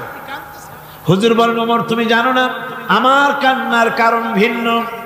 আমার কান্নার কারণ হলো যে আল্লাহ রাব্বুল আলামিন কিয়ামতের দিন দাড়ি চুল পাকা বান্দারে শাস্তি দিতে শরম করবেন। সেই দাড়ি চুল পাকা বান্দাগুলি আল্লাহর সাথে নাফরমানি করতে শরম করে না। আমি এই লজ্জায় কাঁদতেছি। ভাইরা, হুজুর আল্লাহ পাক বলেন, আমার নবী, রাতের আধারে যখন একটা বুড়া আমার দরবারে হাত উঁচু করে, একটা বুড়া মানুষ রাতের আধারে যখন আমার দরবারে হাত উঁচু করে আর যখন বলতে থাকে, রব্বুল আলামিন আমার পেছনের জীবনটা বড় খারাপ করেছি, এমন কোন কাজ জীবনে করি নাই যা তোমার কাছে কিছু দাবি করতে পারি, সব রকমের নাফরমানি করেছি, আজ আমি বুড়া হয়ে গেছি, কামাই করতে পারি না, ছেলে আমাকে চোখে দেখতে পারে না, পুত্রবধূ আমাকে ঘরে জায়গা দেয় না, আমার স্ত্রী আমাকে দেখতে পারে না, রোজগার করতে পারি না, হাঁটতে পারি না, চলতে পারি না, সবার কাছে আমি তিতা হয়ে গেছি, আমি দাঁড়াতে পারি না, কোমরে ব্যথা পাই, হাঁটুতে ব্যথা পাই, চলতে পারি না, কানে শুনতে পাই না, চোখে দেখতে পারি না, আর তোমার কাছে কিছু চাইয়া নেব এমন ভালো কাজও করি নাই। এইভাবে যখন বান্দা কাঁদতে থাকে আমার দরবারে, ও আমার হাবিব আমার রহমতের দরিয়ায় জোশ মেরে যায়, আমার শরম হয় এই বুড়াটারে কেমনে খালি হাতে ফিরাইয়া দেই। সুবহানাল্লাহ, সুবহানাল্লাহ। আমার আল্লাহর এত দয়া, আমার আল্লাহর এত মায়া, এত মহব্বত। আমার আল্লাহ রাব্বুল আলামিন বলেন, وَإِذَا سَأَلَكَ عِبَادِي عَنِّي فَإِنِّي قَرِيبٌ। ও আমার হাবিব, আমার বান্দা আমার ব্যাপারে প্রশ্ন করে, আমি বান্দার একদম নিকটে। কোরআন শরীফের ভিতরে যত জায়গায় রাসূলকে বলা হয়েছে সুয়ালের কথা, আপনাকে প্রশ্ন করা হয়, আল্লাহ তার জবাব কুল এই কথা বলে জবাব দিয়েছেন। যত জায়গায় সুয়াল এসেছে, যেমন কোরআনে কারীমের মধ্যে আল্লাহ পাক বলেন, ওয়ায়াসআলুনাকা আনিল মাহিদ, মেয়েদের হায়েজ সম্পর্কে জিজ্ঞাসা করা হয়, কুল হিয়া আযা, হে নবী আপনি বলুন।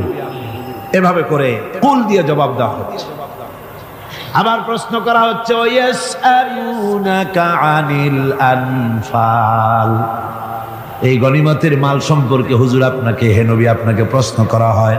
আল্লাহ কুল দিয়া জবাব দিলেন। আল্লাহ বলেন আপনি বলেন, ওয়ায়াসআলুনাকা আনিল খামরি ওয়াল মাইসির, আল্লাহ পাক বলেন নবী আপনারে প্রশ্ন করা হয়, কুল ফিহিমা ইসমুন কাবীর, আল্লাহ কুল দিয়া বললেন তুমি বলো। আবার বলা হলো ওয়ায়াসআলুনাকা আনিল আহিল্লা কুল হিয়া মাওয়াকিতু লিন্নাস। ও নবী, আপনাকে প্রশ্ন করা হয় চাঁদের ক্রমবর্ধমান এবং ক্রমহ্রাস, এই যে বাড়ে আর কমে, পূর্ণিমা হয় অমাবস্যা হয়, কেন হয়? আপনি বলুন, কুল, আপনি বলেন এটা আমি অক্ত এবং সময়, বছর আর দিন গণনা করার জন্য পৃথিবীবাসীদের জন্য বিনা পয়সায় একটা ক্যালেন্ডার বানাইয়া আকাশে ঝুলাই রেখেছি। এভাবে যত জায়গায় এসেছে আপনাকে প্রশ্ন করা হয়, তত জায়গায় আল্লাহ জবাব দিয়েছেন কুল, আপনি বলেন। গোটা কোরআন শরীফের ভিতরে এই একটি মাত্র জায়গা যেখানে বলা হয়েছে আপনাকে প্রশ্ন করা হয়। আল্লাহ এখানে বলতে পারতেন কুল, আপনি বলেন, আল্লাহ তোমাদের নিকটবর্তী, এভাবে জবাব হয় না। এটা কায়দাটা হলো এই, আল্লাহ বলতেছেন ওয়াইজা সালাকা ইবাদি, ও আমার নবী, প্রশ্ন তো আমার বান্দারা আমার ব্যাপারে করেছে, এবার আপনার জবাবের কোনো দরকার নাই। প্রশ্ন আমার ব্যাপারে, আমি নিজে জবাব দিয়ে দেই, ফা ইন্নী কারীব। ও বান্দা, আমার ব্যাপারে প্রশ্ন করেছিস, জবাব আমি দেই, আমি তোর সবচাইতে বেশি নিকটে। সুবহানাল্লাহ। কত নিকটে? ওয়ানাহানু আকরাবু ইলাইহি মিন হাবলিল ওয়ারিদ। তোর যে রব, এই শাহরগের চাইতেও আমি তোর বেশি কাছে। সুবহানাল্লাহ। আমারে ডাক, আমারে ডাক, কলিজা দিয়া ডাক, অন্তর দিয়ে ডাক। মনের থেকে মানুষ যদি ডাকে, মুখের ডাক আর মনের ডাক এক জিনিস নয়। दिल से जो बात निकलती है असर रखती है पर नहीं मगर ताकते परवाज रखती है। दिल থেকে যে কথা বেরোয় তা প্রভাব বিস্তার করে, ডানা নাই কিন্তু ওড়ার ক্ষমতা রাখে। মনের কথাই ভিন্ন। মন থেকে, দিল থেকে, কলিজা থেকে, অন্তরের গভীর কন্দর থেকে মুহাব্বতের সাথে কেউ যদি একবার বলে আল্লাহ, বলেন আল্লাহ, আল্লাহ, আল্লাহ। আল্লাহ রাব্বুল আলামিন বলেন, অন্তরের অন্তঃস্থল থেকে একটি বার যদি বান্দা বলেন আল্লাহ, আল্লাহ বলেন 70 বার সাড়া দিয়া জিজ্ঞেস করি, বান্দা কি চাও, আমি তোমার কাছে আছি। সুবহানাল্লাহ। আমি তোর একদম কাছে, কি চাস বল, বল আমার কাছে। এমন দয়াবান, এমন মেহেরবান, এমন আল্লাহ আমাদের। সে আল্লাহ রাব্বুল আলামিন তিনি বলছেন, وقال ربكم ادعوني استجب لكم। তোমাদের রব বলেছেন আমারে ডাকো, আমি আল্লাহ ডাকের সাড়া দিয়া দেব। সুবহানাল্লাহ। কারে ডাকতে হবে? কারে ডাকতে হবে? এই বিশাল জনসমুদ্র একদিকে চিল্লা কোন কারে ডাকতে হবে? কোন পীর সাহেবকে নয়, আল্লাহর কসম কোন খাজা বাবাকে নয়। ডাকতে হবে কারে? চিল্লা এখন কারে? ওয়াকালা রাব্বুকুম উদউনি। তোমার রব তোমাকে বলতেছে আমারে ডাকো, আস্তাজিব লাকুম, আমারে ডাকবে আমি সাড়া দিয়ে দেব। সুবহানাল্লাহ। আল্লাহকে ডাকেন, কি চাই আপনার বলেন, কি চাই? আল্লাহর কাছে চান, আল্লাহ দিয়ে দিবে। দেওয়ার জায়গা আল্লাহর কাছে চাইবেন, আল্লাহ দিবেন। দেওয়ার জায়গা, চাওয়ার জায়গা হলো সেজদায় পড়ে যাবেন। আমার ভাইয়েরা, জায়গাটা চিনায় দিলাম। মাজারে যাওয়া লাগবে না, কবরে যাওয়া লাগবে না। 2 রাকাত নামাজ পড়ে সেজদায় পড়ে গিয়া যত বিপদ আছে, মুসিবত আছে, সেজদার মধ্যে চোখের পানি ছেড়ে দেন আর কেন্দে কেন্দে জীবনের কথা বলেন। আল্লাহ রাব্বুল আলামিন আপনার আওয়াজ শুনবেন আর দোয়া কবুল করে নিবেন। কাঁদতে হবে আল্লাহর কাছে। কার কাছে? আল্লাহ। সুম্মা ইস্তাগফিরুল্লাহ। আর এরপরে সে যদি আমি আল্লাহর কাছে ক্ষমা চাই, ইয়াজিদিল্লাহ গাফুরার রহিমা, সে আমি আল্লাহকে গফুর এবং রহিম হিসাবে পাবে। সুবহানাল্লাহ। আল্লাহকে গফুর এবং রহিম হিসাবে পাওয়া যাবে। সব আল্লাহকে বলতে হবে, গুনাহ মাফ চাইতে হবে। এই জন্য হুজুর সাল্লাল্লাহু আলাইহি ওয়াসাল্লাম দৈনিক 100 বার তওবা পড়তেন। কোন হাদিসে আছে 70 বার, কোন হাদিসে আছে 100 বার তওবা পড়তেন। নামাজের পরে তো প্রত্যেক নামাজই পড়তেন হুজুর, সালাম ফিরাতেন আর সাথে সাথে বলতেন আল্লাহু আকবার, আস্তাগফিরুল্লাহ, আস্তাগফিরুল্লাহ, আস্তাগফিরুল্লাহ। মনে থাকবে আপনাদের? মনে থাকবে? সালাম ফিরাইয়া কি বলবেন? না, সালাম ফিরাবার সাথে সাথে বলবেন আল্লাহু আকবার, তারপরে পড়বেন আস্তাগফিরুল্লাহ, আস্তাগফিরুল্লাহ, আস্তাগফিরুল্লাহ। তওবা করবেন, আল্লাহর কাছে সবসময় গুনাহ মাফ চাইতে থাকবেন, বিনীত থাকবেন। আল্লাহকে পাওয়া যাবে, তাকে রহিম হিসেবে পাওয়া যাবে। সুতরাং ঈমান বিল্লাহ, আল্লাহর প্রতি ঈমান আনলে পরে চতুর্থ নম্বরে যে উপকারটা হবে সেটা হলো হতাশায় ভুগবে না, নিরাশায় ভুগবে না, আশায় বুক বেঁধে উঠবে, ঈমান মজবুত হবে, আল্লাহর কাছে মানুষ বিনয়ী হয়ে যাবে।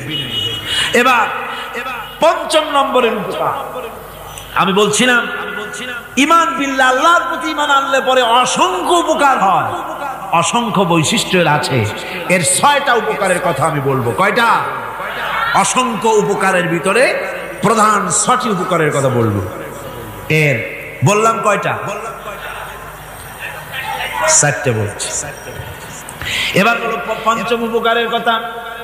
আল্লাহর প্রতি আপনি পূর্ব পশ্চিমে কতবার মুখ ঘোরালেন, এটাই কিন্তু আপনার আসল সৎ কাজ নয়।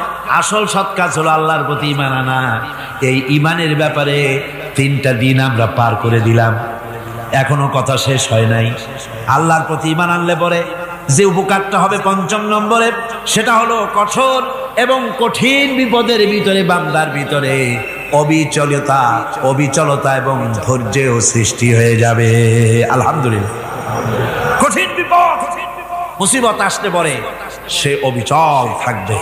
সারা দুনিয়ার বিপদ আপদ, শত্রুতা, দুঃখ, কষ্ট, মুসিবত, জুলুম, নির্যাতন সবকিছু পাহাড়ের মতো উঁচু হয়ে তাকে ঘিরে ফেলবে, কিন্তু তাকে এক চুলও নাড়াতে পারবে না।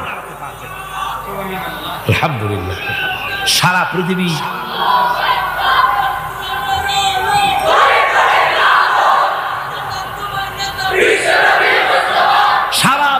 একদিকে আর সে একা একদিকে থাকবে।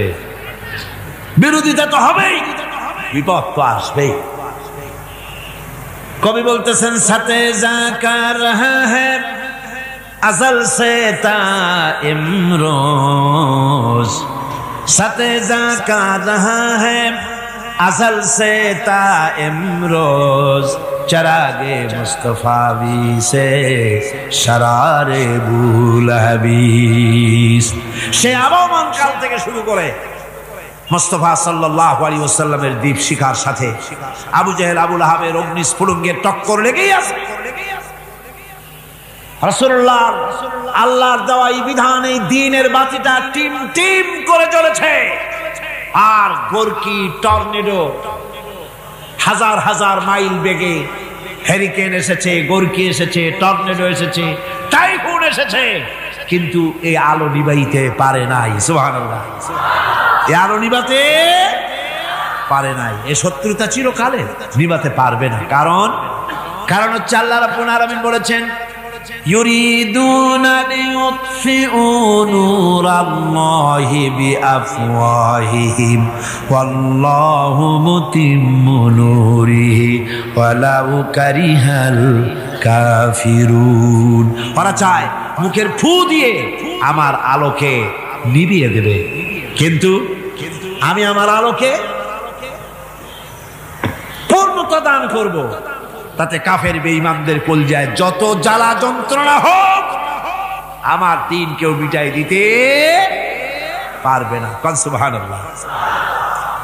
সুতরাং বিপদে অবিচলতা আসবে, সে অটল হবে, মজবুত হবে। কোরআনে কারীম বলতেছে, ওয়া কাযালিকা জাআলনা লিকুল্লি নাবিয়্যিন আদুওয়াম মিনাল মুজরিমিন। এই পৃথিবীতে এমনি করে আমি সকল নবীদের শত্রু বানিয়েছি, সব পাপিষ্ঠ অপরাধীদেরকে। নবীদের সাথে বিরোধিতা করেছে কারা? পাপিষ্ঠরা, অপরাধীরা। আজও খুঁজে দেখে আজও ইসলামী আন্দোলনের বিরোধিতা যারা করে সবগুলি কি পাপিষ্ঠ। সত্য কি রাখ? ইসলামী আন্দোলনের বিরোধিতা যারা করে হিসাব করে, চোখ দিয়ে তাকায় দেখেন, খুঁজে দেখেন তাদের নামগুলি। মদখোর, জেনাকার, বদমাশ, চোর, হাইজাকার, বেনামাজি, লুটেরা, মিথ্যাবাদী, সবচাইতে সমাজের নিকৃষ্ট লোকগুলি ইসলামের বিরোধিতা করে।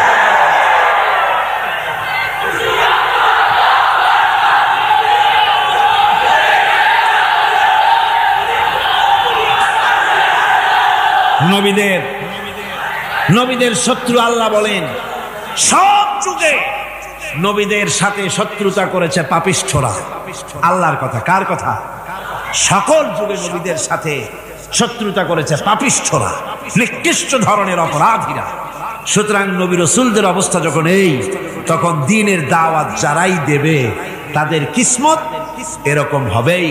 এই বাধার মোকাবেলা তাদেরও করতে হবে। এই যে বাধাটা আসে, এই যে মারে, অপরাধ কি? এই যে তারা চোর বা ডাকাত যাদের মারা হয়। আল্লাহ রাব্বুল আলামিন বলেন অপরাধ হলো ওয়ামা নাকামু মিনহুম ইল্লা আইয়ুমিনু বিল্লাহিল আজিজিল হামিদ। অপরাধ হচ্ছে ইমানদার লোকদের উপরে নির্যাতন চালিয়েছে, অন্য কোনো কারণে নয়। কারণ একটাই, তারা আল্লাহর জমিনে আল্লাহর দ্বীন প্রতিষ্ঠা করতে চেয়েছে, আর কোনো অপরাধ না। জমিন আল্লাহর, জমিন কার? এই বিশাল জনসমুদ্র গর্জে উঠুন একযোগে, বলুন জমিন কার? আইন চলবে কার? এখানেই সংঘর্ষ বেঁধেছে আবহমান কাল ধরে। মানুষ অত্যাচারিত হয়েছে, সাহাবায়ে কেরাম অত্যাচারিত হয়েছেন। বুখারী শরীফের হাদিসে এসেছে রাসূল করিম সাল্লাল্লাহু আলাইহি ওয়াসাল্লামের কাছে হযরতে খাব্বাব গিয়ে উপস্থিত হয়েছিলেন। হযরতে খাব্বাব বলেন, হাদিসটা এভাবে লেখা হয়েছে বুখারীতে, ওয়ান খাব্বাব বিন আরিদ রাদিয়াল্লাহু তাআলা আনহু قال شكونا إلى رسول الله صلى الله عليه وسلم وهو متوسد بردة له في ظل الكعبة। রাসূলুল্লাহর কাছে গেলাম, কাবা শরীফের কাছে গিয়ে দেখি নবীজি একটা চাদর গায়ে দিয়ে তিনি আরাম ফরমাচ্ছিলেন কাবা শরীফের ছায়ায়। সেখানে গিয়ে বললাম, আলা তাস্তানসিরু লানা আলা তাদউ লানা ইয়া রাসূলুল্লাহ, হে আল্লাহর রাসূল, আপনি কি আমাদের জন্য আল্লাহর কাছে দোয়া চাইবেন না? আপনি কি আল্লাহর কাছে আমাদের জন্য সাহায্য চাইবেন না? আমাদের লোকগুলিকে, মুসলমানগুলিকে মারতে মারতে তো শেষ করে ফেলে দিল। তারা আমাদের সুমাইয়াকে মারলো, আমাদের খাব্বাবকে উটের সাথে পায়ের দড়ি লাগায় টানলো, আমাদের খোবায়েবকে তারা আগুনের উপরে চিৎ করে শোয়ায় রাখলো, না খায় রাখতেছে, মারতেছে। কষ্টে তো শেষ হয়ে গেলাম, হুজুর আপনি কি আমাদের জন্য দোয়া করবেন না? হাদিস শরীফে এসেছে নবীজি উঠে বসলেন সোজা হয়ে। নবীজি বলেন, ও আমার সাহাবী, ও খাব্বাব শোনো, তোমাদের আগে এই পৃথিবীতে যারা দ্বীনের দাওয়াত দিতে এসেছিলেন তাদেরকে সমকালীন রাষ্ট্রশক্তি, সমাজ শক্তি তাদেরকে ধরতো। ফায়ুখাজুর রাজুলু, তাদেরকে তারা ধরতো। ফায়ুফারু লাহু ফিল আরদ, আর তার জন্য জমিনের ভিতরে কবর বানাইতো। ওই কবর ফায়ুজালু ফিহা, ওই কবরের ভিতরে তাকে কোমর পর্যন্ত গেড়ে দিত। সুম্মা ইউতা বিল মানশার, এরপরে করাত আনতো। ফায়ুদাউ আলা রাসিহি, এরপরে ওই করাত তার মাথার উপরে রাখতো। ফায়ুজালু নিসফাইন, এরপরে করাত দিয়া চিরে জীবিত মানুষটারে দ্বিখণ্ডিত করে ফেলে দিত। মা ইয়াসুদ্দুহু যালিকা আন দীনিহি, ও আমার খাব্বাব, এত কষ্ট দেওয়ার পরেও সেই যুগের কোন মুসলমানকে, দ্বীনের দায়ীদেরকে আল্লাহর দ্বীন থেকে এক চুলো তারা সরাই দিতে পারে নাই, এক চুলো সরাতে পারে নাই। ওয়াল্লাহি, ও খাব্বাব, আমি আমার আল্লাহর নামে কসম করে বলছি, লা ইউতাম্মান্নাল্লাহু হাযাল আমরা হাত্তা ইয়াসিরা আর-রাকিবু মিন সানা ইলা হাযরামাউত।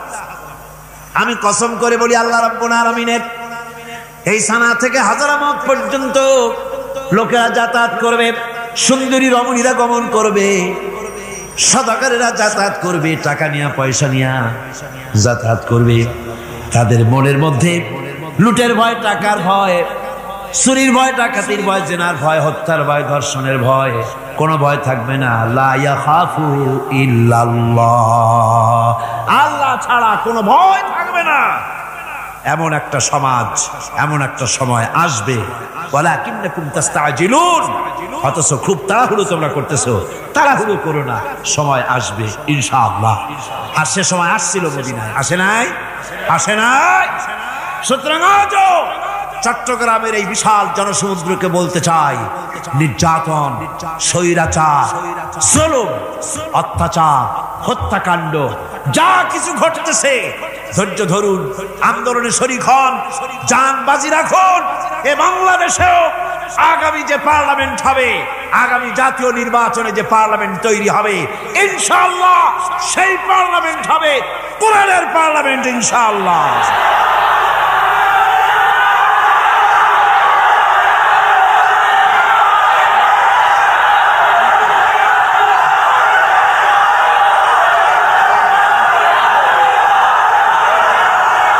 আমার ভাইয়েরা, আমার বন্ধুগণ, কঠিন বিপদে অবিচলতা এবং ধৈর্যের দৃষ্টান্ত রেখে গেছেন আম্বিয়া আলাইহিমুস সালাম। সুবহানাল্লাহ। কঠিন বিপদে অবিচলতা, দৃঢ়তা, ধৈর্য কারে বলে, তার দৃষ্টান্ত কারা রেখেছেন? আম্বিয়া আলাইহিমুস সালাম। ওনারাই আমাদের আদর্শ, নবীরাই আদর্শ। সাহাবায়ে কেরাম রিদওয়ানুল্লাহ তাআলা আলাইহিম আজমাইন আমাদের আদর্শ। ভাইরা আমার, মুসা আলাইহিস সালামকে ফেরাউন যখন ঘিরে ফেলে দিল, কোরআনের সব কথা গল্প গুজবার ইতিহাসের জন্য লেখা হয় নাই। কোরআনের মধ্যে যা লেখা হয়েছে সব বান্দাদের উপদেশের জন্য, যাতে করে লোকেরা চিরটা কাল এর থেকে উপদেশ নিয়ে নিজেদের তৈরি করতে পারে। জোরে বলেন সুবহানাল্লাহ। মুসা আলাইহিস সালামের কথা আল্লাহ বলেন, ফেরাউন তাকে ঘিরে ফেলে দিল, পালাবার রাস্তা নাই। ফালাম্মা তারাআল জামআন ক্বালা আসহাবু মূসা ইন্না লামুদরাকুন। মুসা আলাইহিস সালামের উম্মতরা বললেন, হে মুসা, পাকড়াও হয়ে গেছি, পালাবার রাস্তা নাই। তিন দিক থেকে আমাদেরকে ঘেরাও করেছে ফেরাউনের শক্তি। সামনে কি? দরিয়া, আর তিন দিকে কি? ঘেরাও আন্দোলন। পালাবার পথ নাই, পালাবার পথ নাই। সারাশি আক্রমণ, ঘেরাও আন্দোলন। এই যে ঘেরাও টেরাও তো আজকে নতুন নাই, ঘেরাও আসছে অনেক আগের থেকে। আসলে কথা বুঝতে পেরেছি? মাইক না থাকলে আমি কি করবো কোন? আজকে এরকম হচ্ছে কেন? আগামীকাল ঠিক হবে ইনশাআল্লাহ, রাগ করেন না। গান হচ্ছে, বসেন বসেন। শয়তান ঢুকছে মাইকের মধ্যে।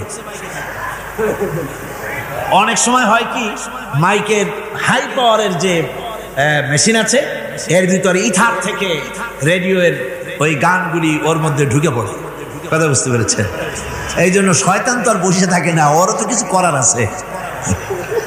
ধৈর্য ধরেন, ধৈর্য ধরেন। কালকে অপারেটরদেরকে মাওলানা শামসুদ্দিন সাহেবের কাছে অনুরোধ করবো, অপারেটর একটু ভালো করে হেদায়েত করে দেবেন। মাইকে আজকে আমার নিজেরও কষ্ট হচ্ছে, আমিও বুঝতে পারছি না যে আমার কথাগুলি কি আওয়াজে বেরোচ্ছে, যার জন্য আমাকে বেশি চিল্লাইতে হচ্ছে। বক্তাকে কি লাউডে তার কথা বেরোচ্ছে তা তার কানে আসতে হয়, তাহলে বোঝা যায় যে আমার কথাগুলি কিভাবে বেরোচ্ছে। এটা এই অবস্থায় সিচুয়েশন আজকে নাই, এবং লোকেরাও মাইকের ব্যাপারে আজকে অভিযোগ করেছে, যা বিগত 16 বছরে করে নাই। সেটের ব্যাপারে কোথাও কোনো অসুবিধা হয়েছে? মাইকটা ভালো, এবং মাইক যারা দেন প্রতি বছর খেদমত করে, আল্লাহ তাদের প্রতি রহম করুন। সবাই বলেন আমিন। এদেরকে রাগ করে পথে পাই আবার মারধর করেন না। সিলেটের যে তাফসির মাহফিল হয়, বিগত 19 বছর তাফসির করেছি একটানা, এবার 20 বছর পুরো হবে ইনশাআল্লাহ। সিলেটে একটানা 20 বছর তাফসির করতেছি সেখানে। তো মাইক, একটা লোক বিনা পয়সায় মাইক দেয়, মাইকের ভাড়া সে নেয় না। তাফসিরের মাহফিলের মাইকের ভাড়া নেয় না। যে বছর এরশাদ সরকার আমাকে প্লেন থেকে নামতে দিল না, আপনাদের মনে আছে? সিলেট থেকে ফিরাই দিল। এই খবরটা মাইকম্যান যখন শুনেছে যে আমাকে নামতে দেয় নাই, ফিরাই দেওয়া হয়েছে, সাথে সাথে স্ট্রোক করেছে, হার্ট ফেল করে দুনিয়া থেকে বিদায় হয়ে গেছে। সিলেটে তাফসীর হতে পারবে না এই কথা সে বরদাস্ত করতে পারে না। আমি কেঁদেছি আর দোয়া করেছি, আল্লাহ কোরআনের মহব্বতের লোকটার এই অবস্থা হলো, তোমার জান্নাত তুমি দয়া করে তাকে দান করে দিও। কাজে কোনো ব্যবসায়ী চায় না যে তার ব্যবসাটা খারাপ হোক, লোকেরা মন্দ বলুক। এ মাইকের ব্যাপারে আপনারা আজকে রাগারাগ করেন না, যা হয়েছে কালকে ভালো হবে ইনশাআল্লাহ। সবাই বলেন ইনশাআল্লাহ। এখন চলেন আমরা ফেরাউনের অবস্থা দেখে গিয়া কি করতেছে ফেরাউন। মুসা আলাইহিস সালামকে ঘেরাও করে ফেলেছে, পালাবার উপায় নাই। একদিকে দরিয়া, তিন দিকে ফেরাউনের শক্তি। এই যে ঘেরাও টেরাও মানে নতুন তো না, ধর্মঘট নতুন না, এ পুরানা জিনিস। এই পৃথিবীতে সর্বপ্রথম ধর্মঘট কিসের উপরে হয়েছে জানেন? এই পৃথিবীর প্রথম ধর্মঘট হয়েছে পেঁয়াজ, রসুন আর ডাইলের উপরে। মুসা আলাইহিস সালামের জামানায় লান নাসবিরা আলা তাআমিন ওয়াহিদ, আমরা এক রকমের খাদ্য আর খাবো না, আমাদের পেঁয়াজ দেওয়া লাগবে, ডাল দেওয়া লাগবে, রসুন দেওয়া লাগবে। সর্বপ্রথম ধর্মঘট হয় মুসা আলাইহিস সালামের জামানায়, সেখান থেকে শুরু হয়েছে। কিন্তু মশাল মিছিল যে আসলো কই থেকে এইটা আমি খুঁজে পাইনি। পরে প্রত্যেকটা জিনিসের তো ইতিহাস আছে, আমি খুঁজতে খুঁজতে পেলাম।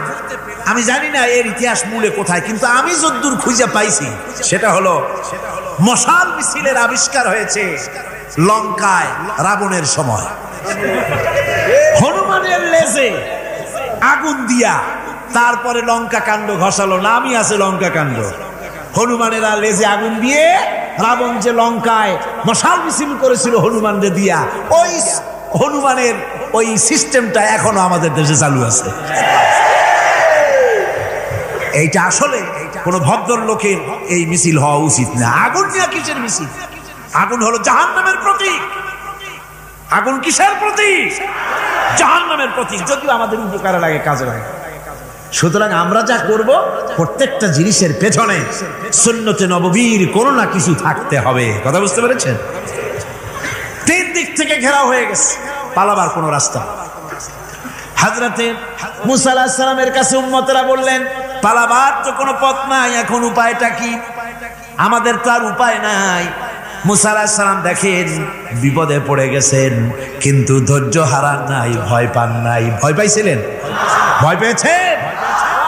প্রশ্নই ওঠে না। মুসা আলাইহিস সালাম আল্লাহ পাক যাদেরকে বলেছেন উলুল আযম রাসূল, যাদের বলেছেন তার মধ্যে হযরত মুসা একজন উলুল আযম পয়গম্বর।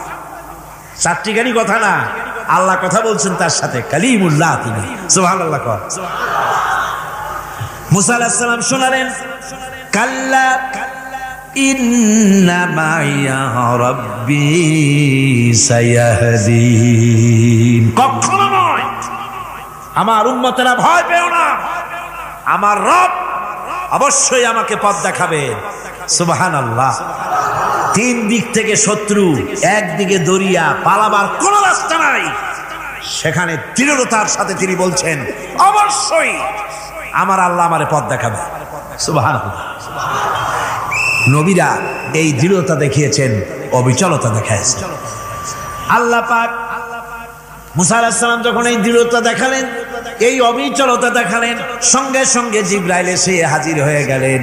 আল্লাহ পাক বলেন, ফাআওহাইনা ইলা মুসা আন আদরিব বিআসাকাল বাহরা ফানফালাকা ফাকানা কুল্লু ফিরকিন কাত্তাউদিল আযীম। মুসা আলাইহিস সালামকে আমি ওহী নাযিল করলাম, তাকে বললাম হাতে যে লাঠি আছে এই লাঠি দিয়ে আঘাত করো দরিয়ার উপরে। দরিয়ার উপরে আঘাত করলেন, একটা রাস্তা হয় নাই, 12টা রাস্তা তৈরি হয়ে গেল। আর দেওয়ালগুলা পাহাড়ের মতো উঁচা হয়ে গেল। দরিয়ার ভিতরে পাহাড়ের মতো উঁচা, মজবুত 12টা রাস্তা। এবার মুসা আলাইহিস সালাম তার দলবল নিয়ে চললেন। আল্লাহ রাব্বুল আলামিন বলেন, وأنجينا موسى ومن معه أجمعين। মুসা এবং তার সাথী সঙ্গীদেরকে আমি পার করে দিলাম। মুসা আলাইহিস সালাম এবং তার সাথী সঙ্গী নিয়ে যখন দরিয়ার মাঝখানে আসছে, ফেরাউন তার দলবল নিয়ে এসে গেছে। আসে দেখে নদীর মধ্যে রাস্তা। বাবা, খুব তো কায়দা। ও মনে করছে ওর বাজানের তৈরি করা ডিস্ট্রিক্ট বোর্ডের রাস্তা। ওর লোকজন নিয়ে নেমে গেছে দরিয়ার ভিতরে, ও আসছে মাঝখানে, মুসা আলাইহিস সালাম চলে গেছেন ওপার, দরিয়া পার। মাঝখানে যখন এসে গেল, আল্লাহ রাব্বুল আলামিন পানিকে অর্ডার করলেন কুন। আল্লাহর তো বটন টেপা লাগে না, মুখ দিয়া কোনো হুকুম করা লাগে না, শুধু বলেন কুন। যে ব্যাপারে কুন বলেন ফায়াকুন, সাথে সাথে হয়ে যায়। আল্লাহ বললেন কুন, আর অমনি রাস্তা বন্ধ হয়ে গেল। এবার তুফান শুরু হয়েছে নদীতে, ঢেউয়ের উপরে ঢেউ, মৌজুন কাল জিবাল, পাহাড়ের মতো উঁচু হয়ে হয়ে ঢেউ আসতেছে। দলবল ঘোড়া আর অস্ত্রপাতি যা ছিল সব মরিয়া শেষ। এবার ফেরাউন একা উপরে ওঠে আর নিচে নামে, পানি খেতে খেতে পেটের কাম সারা। জনমের খাওয়া খাইছে পানি, এখন জান চা, বাঁচবার আর উপায় না, বাঁচবার আর উপায় নাই। ফেরাউন তার নিজের জীবন সম্পর্কে হতাশ হয়ে গেল। এবার ফেরাউন বলতেছে, আমানতু আন্নাহু লা ইলাহা ইল্লাল্লাযী আমানাত বিহি বানু ইসরাঈল।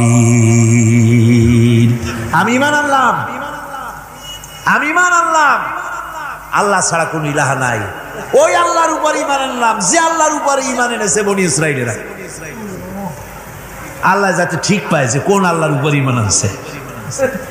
বনি ইসরাঈলের আল্লাহর উপর ঈমান আনলাম। আল্লাহ এই তো মুসলমান হয়ে গেছে, এরপরও আমার সুবাও কেন? আল্লাহ রাব্বুল আলামিন জবাবে বলেন, আল আন, এখন ওয়াকাদ আসাইতা ক্বাবলু ওয়া কুনতা মিনাল মুফসিদিন। এখন ঈমান আনার কথা বলছো, অথচ যুগের পর যুগ, বছরের পর বছর ধরে আমার মানুষের উপরে মন গড়া আইন চালায়েছো, আমার পয়গম্বরের সাথে বেয়াদবি করেছো। আজ তোমাকে আমি ছাড়ছি না, তোমাকে আজকে ছেড়ে দেব না, আমি তোমাকে মারব। আর সমস্ত প্রাণীগুলিকে, স্থলচর প্রাণীগুলিকে আল্লাহ পাক অর্ডার দিয়া দিলেন, এই ফেরাউনের লাশকে ডুবাবি না, পচাবি না, খাবি না। আলিয়াউমা নুনাজ্জিকা বিবাদানিক, আমি তোমার শরীরে বাঁচায় দেব। পোকে খাবে না, পানিতে পচবে না, মাছে খাবে না, কুমিরে খাবে না, দুনিয়ার কোনো পশুতে খাবে না। আমি তোরে শুটকি বানাইয়া রাখবো, যাতে করে দুনিয়ার সমস্ত ফেরাউন যত যুগে যুগে আসে তোরে দেখে যেন হেদায়েত নিতে পারে। ফেরাউনকে আল্লাহ শুটকি বানায় রাখছে। আমি ফেরাউনদের লাশ দেখেছি ব্রিটিশ মিউজিয়ামে। ফেরাউন তো একটা না, অনেকগুলা। আসলটারে অবশ্য দেখিনি। ব্রিটিশ মিউজিয়ামে ওই ফেরাউনগুলার লাশ যখন অসুবিধা হয়, মমিগুলি, তখন ইংল্যান্ডে নিয়ে যায় চিকিৎসা করাবার জন্য। চোখ টোক আছে গর্তের ভিতরে, তারপরে চামড়া টামড়া হাড়ের সাথে মিশানো, ওইভাবে চেহারা দেখলে মনে হয় যে সত্যি ফেরাউনিগুলো। আর ব্রিটিশের কাম, মিশর থেকে নামছে এমন কোন জিনিস নাই। আমি সেখানে এক বক্তৃতায় বলছিলাম, আপনারা এদের এখন সভ্য, এদের এখন ভদ্র, এরা হলো ইন্টারন্যাশনাল সোর্স। ওরা সারা দুনিয়া চুরি করেছে। লন্ডনে বক্তৃতা করেছি, সারাটা দুনিয়া চুরি করছে, আমাদের দেশকে শোষণ করেছে। এই বিশাল ভূভাগকে শোষণ করে ইংল্যান্ডের দ্বীপটাকে তারা সাজাইছে। তারা ময়ূর সিংহাসনের, শাহজাহানের ময়ূর সিংহাসনের ময়ূরের বাম চোখে কোহিনূর মণি লাগাইছিলেন। শাহজাহান ময়ূরের ডান চোখে কোহিনূর মণি লাগায় নাই। কোহিনূর মণির অনেক দাম, আমি দেখে এসেছি মণি। এখন সেটা কুইন এলিজাবেথের মুকুটে শোভা পাচ্ছে। সেই মণি এমনি বলে প্রবাদে, 7 রাজার ধন 1 মাণিক্য, বলেন এরকম অনেক দাম। শাহজাহান দেখালেন, আমি মুসলমান, আমার কাছে এটার দাম নাই, এই জন্য ময়ূরের ডান চোখে লাগালাম না, বাম চোখে লাগাই দিলাম। এইটারে চুরি করছে। তারপরে মিশর থেকে, মিশরের মমি চুরি করেছে, জুতা চুরি করছে, ছাতি চুরি করছে, পিসা চুরি করেছে। আমি বললাম এইগুলা কি ভদ্রলোক নাকি? এরা জুতা চোর, পিসা চোর, লাঠি চোর সব চুরি করেছে। যাই দেখেন ব্রিটিশ মিউজিয়ামের মধ্যে সব দুনিয়ার চুরি করা জিনিস নিয়ে তারা মানুষকে দেখাইয়া পয়সা অর্জন করছে। টিপু সুলতানের তরবারিটা পর্যন্ত চুরি করেছে। আজ পর্যন্ত ব্রিটিশ মিউজিয়ামে টিপু সুলতানের তরবারিটা আছে, আমি তরবারিটা দেখে এসেছি। আমার বন্ধুগণ, বলতেছিলাম যে পৃথিবীতে আল্লাহ রাব্বুল আলামিন নবীরা তাদের চরিত্র দিয়ে বিপদের মোকাবেলা করে, দুনিয়ার সামনে কঠিন বিপদের মোকাবেলা করে অবিচলতা, দৃঢ়তা দেখায় গেছেন যে কেমন করে এই পৃথিবীতে বিপদের সামনে মোকাবেলা করতে হয়। ধৈর্য ধরতে হবে। বিপদ আসবে পাহাড় সমান হয়ে, আপনাকে ধৈর্য ধারণ করতে হবে সেভাবে বুক বেঁধে। যেহেতু এটা যদি বিশ্বাস হয় যে আমার কিসমতে যা আছে তার থেকে বেশি কিছু হবে না, তাহলেই আপনার ধৈর্য আসবে, ভয় পাবেন না। কথা ঠিক কিনা কন? এবারে হযরত হুদ আলাইহিস সালাম সম্পর্কে আল্লাহ রাব্বুল আলামিন বলেন, হযরতে হুদকে যখন ষড়যন্ত্র হলো, কাফির বেঈমানেরা তাকে মেরে ফেলার জন্য যখন সরকারি ষড়যন্ত্রে লিপ্ত হয়ে গেল, হযরতে হুদ সমাজের এই চ্যালেঞ্জের মোকাবেলা করলেন। হযরত হুদ বলেন, ফাকিদুনি জামিআন সুম্মা লা তুনজিরুন ইন্নী তাওয়াক্কালতু আলাল্লাহি রাব্বি ওয়া রাব্বিকুম। তোমরা তোমাদের ষড়যন্ত্র আমার বিরুদ্ধে যত পারো আমার বিরুদ্ধে ষড়যন্ত্র চালাও, এতটুকু আমার অবকাশ দিও না। আমি এমন আল্লাহর উপরে ভরসা করেছি যার হাতের ভিতরে তোমাদেরও জান আর আমারও জান। যা পারো তাই করো। সরকার সমস্ত শক্তি একত্রিত হয়ে আমার মোকাবেলা করো। একদিকে হুদ আলাইহিস সালাম, আর একদিকে গোটা জাতি। হযরত হুদ ভয় পায় নাই। সুবহানাল্লাহ। ঈমান বিল্লাহ মানুষের কলিজাকে এভাবে শক্ত করে দেয়। কোন আলহামদুলিল্লাহ। এবারে এই বিপদের, কঠিন বিপদের মোকাবেলা করে আমার রাসূল যে প্রমাণ দিয়া গেলেন, আমার রাসূল যে কঠিন বিপদের মোকাবেলা করলেন, ভাইরা আমার, হিজরতের রাতে সওর পাহাড়ের ভিতরে যখন তিনি আশ্রয় নিলেন, হযরতে আবু বকরের সাথে ছিলেন। হযরতে আবু বকর রাদিয়াল্লাহু তাআলা আনহু বলেন, হুজুর আপনি দাঁড়ান, এটা তো পাহাড়িয়া গুহা, গুহার ভিতরে সাপ থাকতে পারে, বিচ্ছু থাকতে পারে, আমি আগে ঢুকি, বিপদ যদি হয় আমার উপর থেকে হয়ে যায়। গুহার ভিতরে নেমে গুহা সাফ করলেন। এরপরে হুজুরকে ডাকলেন, হুজুর তাশরীফ নিলেন গুহার ভিতরে। এরপরে হুজুর বললেন, আবু বকর পাহাড়ে হেঁটে হেঁটে 2-3টা পাহাড় পাড়ি দিয়া যাওয়া লাগে সূর পাহাড়ে। মদিনার সোজা রাস্তা হুজুর ধরেন নাই, মেসফালার পথ দিয়া জাবালে কেদোয়ার উপর দিয়া 3টা পাহাড় পাড়ি দিয়া তারপরে হুজুর গেলেন সূর পাহাড়ে। গুহার ভিতরে হুজুর তাশরীফ নিলেন। বললেন, আবু বকর তুমি বসো, তোমার উরুর উপরে মাথা রেখে আমি একটু আরাম করি। হযরতে আবু বকর বসলেন, হুজুর তার উরুর উপরে মাথা রেখে ঘুমায় গেলেন। আর এরপরে কাফির বেঈমানেরা তালাশ করতে করতে কাফেরেরা এসে গেল পায়ের চিহ্ন দেখে দেখে গর্তের কাছে। হযরত আবু বকর ভয়তে কেঁদে ফেললেন, আহারে আর তো উপায় নাই, এবার তো ধরা পড়ে গেছি, এবার নবীজিকে মেরে ফেলে দেবে। নবীর মহব্বতে, নিজের মহব্বতে নয়, নবীর মহব্বতে কাঁদতেছিলেন। হুজুর বলেন, হুজুরের ঘুম ভেঙে গেল। বলো, আবু বকর কাঁদো কেন? ছেলের কথা, মেয়ের কথা, বিবির কথা, বাড়ির কথা মনে পড়লো নাকি? হযরত আবু বকর বলেন, ইয়া রাসূলুল্লাহ, আল্লাহর কসম করে বলি, যেদিন ঈমান এনেছি এই কলিজার ভিতরে মা বাপ, স্ত্রী, পুত্র, পরিজন, এমনকি আমার নিজের জীবনের চাইতে আপনারে বেশি ভালোবাসি। তা কাঁদো কেন? কাঁদো কেন? হযরত আবু বকর বলেন, হুজুর ধরা পড়ে গেছি, কাফেররা এসে গেছে গর্তের কাছে, তাকালি আমাদের দেখতে পাবে। আমরা তো মাইনরিটি, ওরা তো মেজরিটি, আমরা তো ধরি মারি ফেলাই দেবে, আপনাকে মেরে ফেলে দেবে, এই জন্য কাফির। আল্লাহ রাব্বুল আলামিন, হুজুর তখন কি দৃঢ়তা, কি অবিচলতা, কি ধৈর্যের পাহাড় সম মনোবৃত্তি তখন দেখালেন। আল্লাহ কোরআন শরীফে চিরকাল যাতে মানুষেরা হেদায়েত নিতে পারে সেজন্য হুজুরের কথা উঠায় দিলেন কোরআনে। আল্লাহ পাক বলেন ইযহুমা ফিল গার ইয ইয়াকুলু লিসাহিবিহি লা তাহজান ইন্নাল্লাহা মা'ানা। ও বন্ধু, ভয় পেও না, আল্লাহ আমাদের সাথে আছেন। সুবহানাল্লাহ। আল্লাহ আমাদের সাথে আছেন। আমরা মাইনরিটি নই, আমরাই মেজরিটি। আল্লাহ আছে আমার সাথে, ভয় পাওয়ার কোনো কারণ নেই। সুবহানাল্লাহ। আল্লাহ পাক বলেন ফাআনজালাল্লাহু সাকিনাতাহু আলাইহি ওয়া আইয়াদাহু বিজুনুদিন লাম তারাওহা। আমি এদের অন্তরের ভিতরে আমি শান্তি নাজিল করে দিলাম, প্রশান্তি দিয়া দিলাম, আর আমি সাহায্য করলাম, আর এমন সব সৈন্য পাঠায় দিলাম যে সৈন্যগুলি তোমরা দেখতে পাও নাই। সুবহানাল্লাহ ওয়া বিহামদিহি। ভাইরা আমার, রাসূল করিম সাল্লাল্লাহু আলাইহি সাল্লাম এই বিপদের মাঝে, চরম বিপদের মাঝে অবিচলতা, দৃঢ়তা, কঠিন আত্মনির্ভরতা দেখিয়েছেন। এগুলি হলো ঈমানের ৫ম নম্বরের উপকারিতা। আল্লাহর প্রতি ঈমান আনলে এভাবে পাহাড় সম ঈমান মজবুত হয়ে যায়।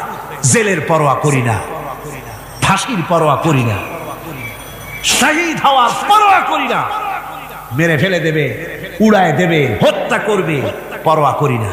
পরোয়া করি কেবলমাত্র কাকে? জোরে বলেন কারে?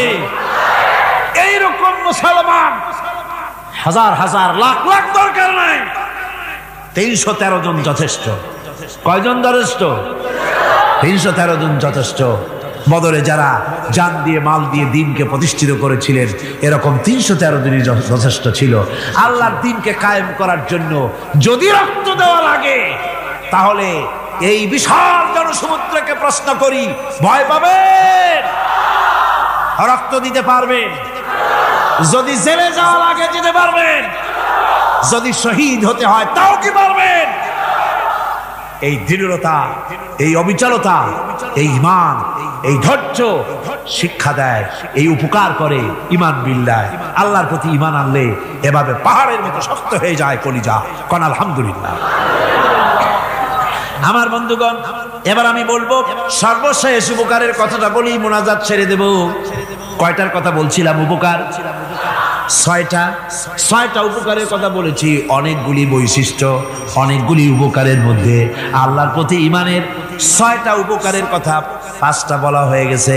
এবার 6ষ্ঠ নম্বর এবং শেষ নম্বর, এটা হচ্ছে আল্লাহর প্রতি ঈমান আনলে পরে তার দ্বারা সবচাইতে বেশি ফায়দা পায় সমাজ এবং রাষ্ট্র।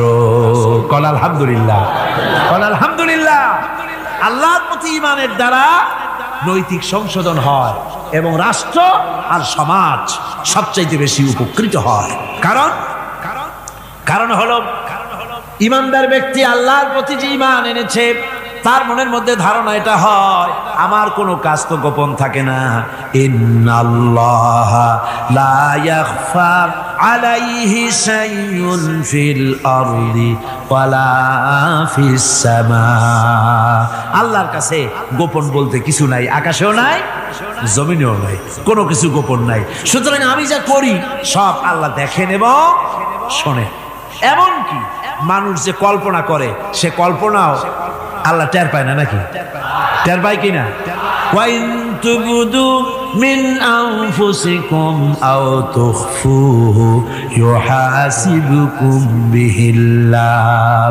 মনের ভিতরে যে কল্পনা করো, আল্লাহ পাক বলেন এই কল্পনারও হিসাব আমি রব্বুল আলামিন তোমার কাছ থেকে নেব। ফায়ুআযযিবু মান ইয়াশাউ, যারে খুশি শাস্তি দেব, আর যারে খুশি আমি মাফ করে দেব। জোরে বলেন সুবহানাল্লাহ। ফায়াগফিরু লিমান ইয়াশা ওয়া ইউআযযিবু মান ইয়াশা, যারে খুশি মাফ করব, যারে খুশি শাস্তি দেব। কল্পনারও হিসাব নেব। এই কথা মুমিনের যদি জানা থাকে, তাহলে আর তার কোনো চিন্তা থাকে না, তার নৈতিক চরিত্র ভালো হয়ে যায়। কোন সুবহানাল্লাহ। মোনাজাতের কথা শুনে গতকাল বলছিলাম যে মোনাজাতের কথা শুনে যারা হাঁটে, আমি বুঝি না, আমার বুঝে আসে না যে এটা কেমন ধরনের নৈতিকতা। আপনি আপনার বিবেককে কি বুঝান? এই বিশাল জনসমুদ্র নিয়ে আল্লাহর কাছে হাত তুলবো, দোয়া করব, মোনাজাত করব, এই লোভ সম্বরণ করেন কি করে? আশ্চর্য কথা, আশ্চর্য কথা। আমার বন্ধুগণ, ইমানদার লোক, আল্লাহর প্রতি ইমান আসলে পরে সমাজ উপকৃত হয়, রাষ্ট্র উপকৃত হয়ে যায়। যেহেতু বান্দা জানে আমি দায়িত্বহীন কোনো কথা বলতে পারবো না, দায়িত্বহীন কোনো কাজ করতে পারবো না। আল্লাহ পাক বলেছেন, মা ইয়ালফিযু মিন কাউলিন ইল্লা লাদাইহি রাকীবুন আতীদ। বান্দা এমন কোনো কথা বলে না যে কথা আমার ফেরেশতারা রেকর্ড করে না রাখে। কাজী মুমিন ব্যক্তি আল্লাহর ভয়তে দায়িত্বহীন কথা বলবে না। নির্বাচন আসলে পরে রাস্তা সোনা দিয়ে বান্দায় দেব, এই করব সেই করব, না খাইয়া কেউ মরবেন না। আসে না নির্বাচনের সময় সারাগালি বদনারা মঞ্চে দাঁড়িয়ে কত বড় বক্তৃতা করে, ভাইয়ের আমার, বোনের আমার, এবার আমার বোতল মার্কা বাক্স, আপনারা আমাকে ভোট দিয়ে দেশ এবং জাতির আরেকবার 12:30 বাজাইবার সুযোগ দিন।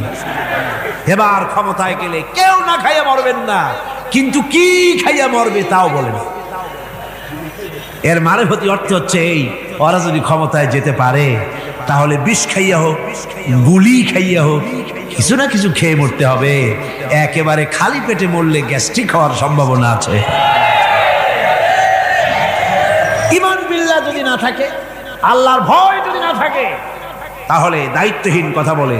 আর আল্লাহর ভয় যদি থাকে তাহলে নৈতিকতার সংশোধন হয়ে যায়, দায়িত্বপূর্ণ কথা বলে, মানুষকে ফাঁকি দেয় না। আমার বন্ধুগণ,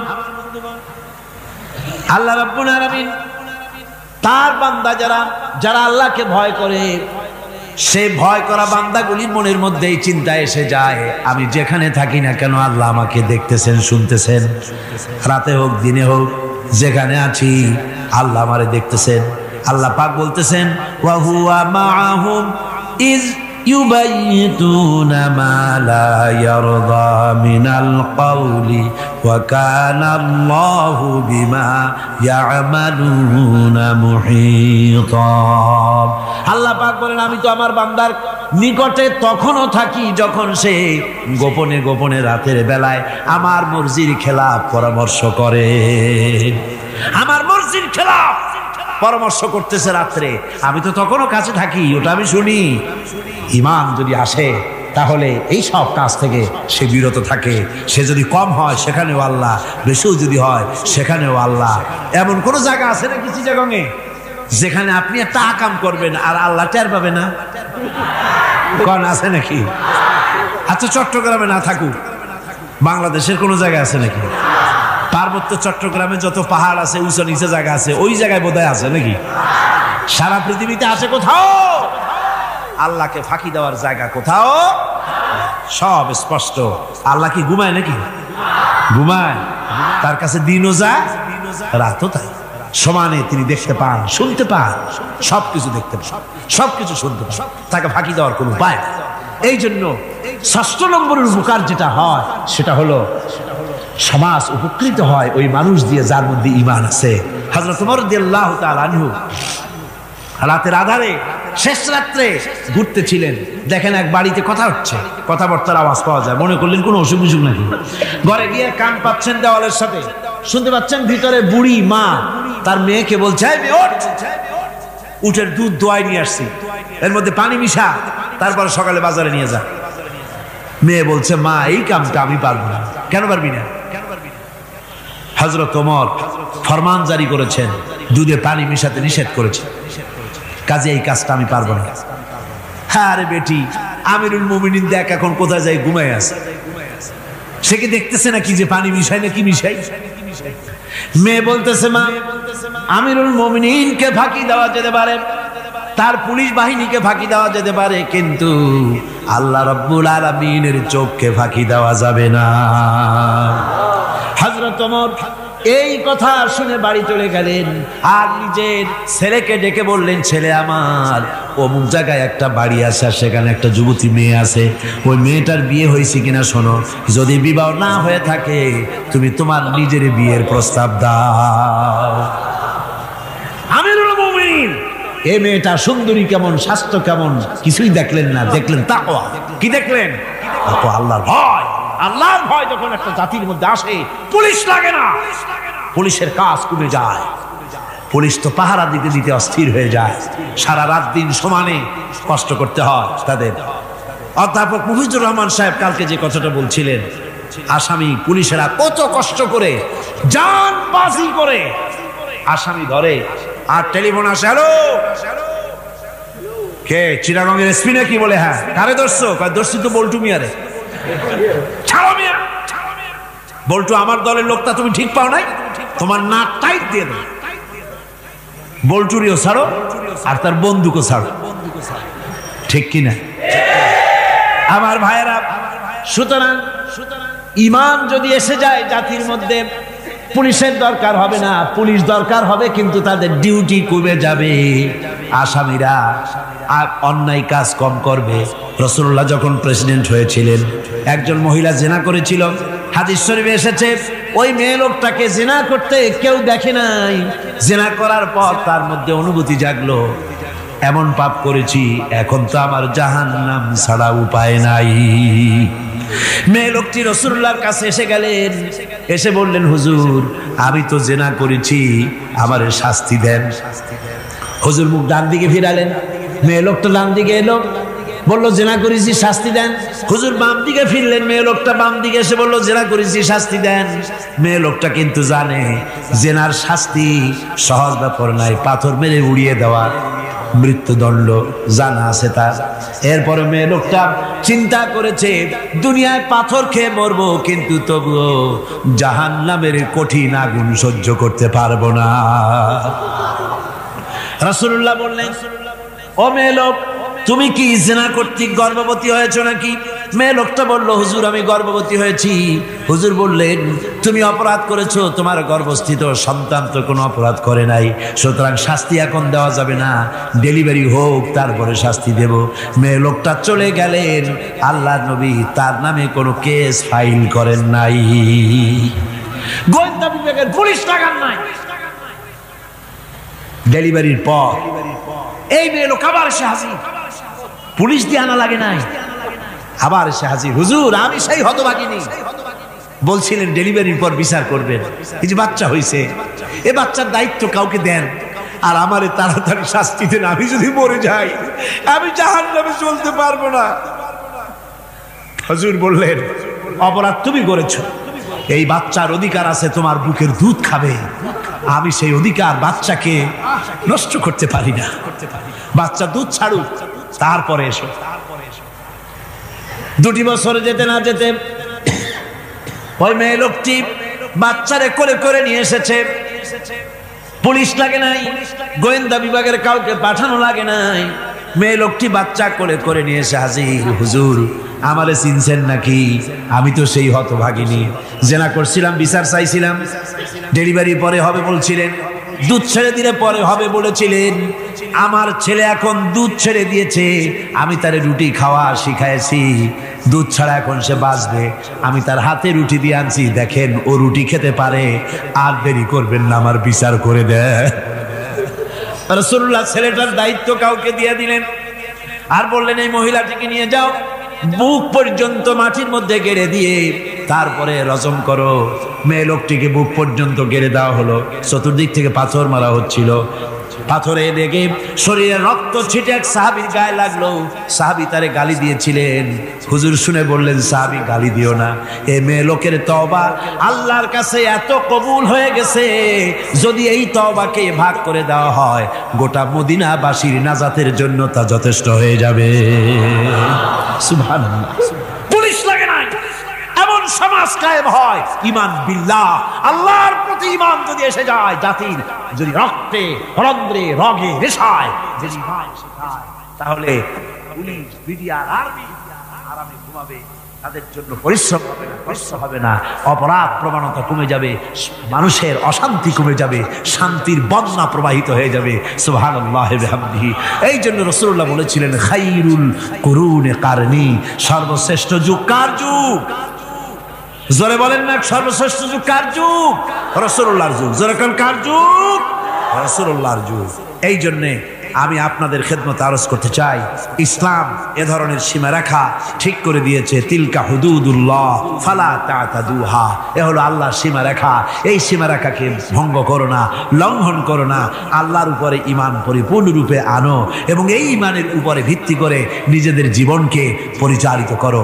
এই ঈমান যদি জাতির ভিতরে এসে যায়, তাহলে বৈষয়িক জীবনে, দুনিয়ার জীবনে সত্যিকারের যদি শান্তি পেতে চাই, আল্লাহর উপরে ঈমান আনতে হবে। ইহকাল পরকালে যদি নাজাত পেতে চাই, আল্লাহর উপরে ঈমান আনতে হবে। আর আমরা আমাদের চিন্তা ভাবনায়, ওঠায় বসায়, চলায় ফেরায়, সর্বত্র আল্লাহর উপরে পরিপূর্ণ মাত্রায় ঈমানটা যদি এসে যায়, তাহলেই শান্তি, তাহলেই মুক্তি। গোটা সমাজ শান্তি পাবে, আমরা দুনিয়ায় আরাম পাবো, কিয়ামতে জাহান্নাম থেকে মুক্তি পাবো। জোরে কোন আমিন, আরো জোরে কোন আমিন। বন্ধুগণ, আল্লাহর প্রতি ঈমানের এই কথাগুলি আবারও স্মরণ করিয়ে দেই।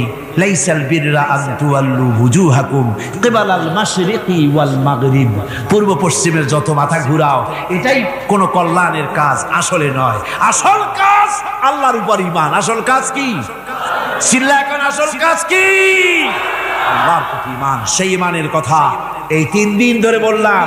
আর বাকি আছে কয়দিন? বাকি আছে কয়দিন? এই বেহেশতের বাগান আগামী 2 দিন পরে স্তব্ধ হয়ে যাবে।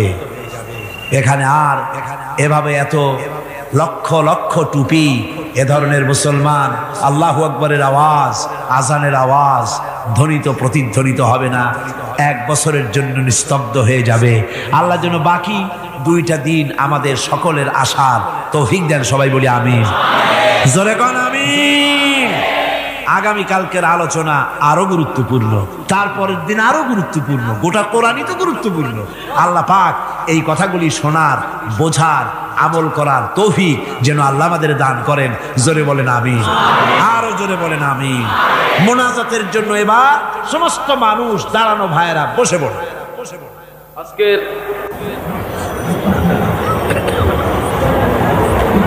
মোনাজাতের পর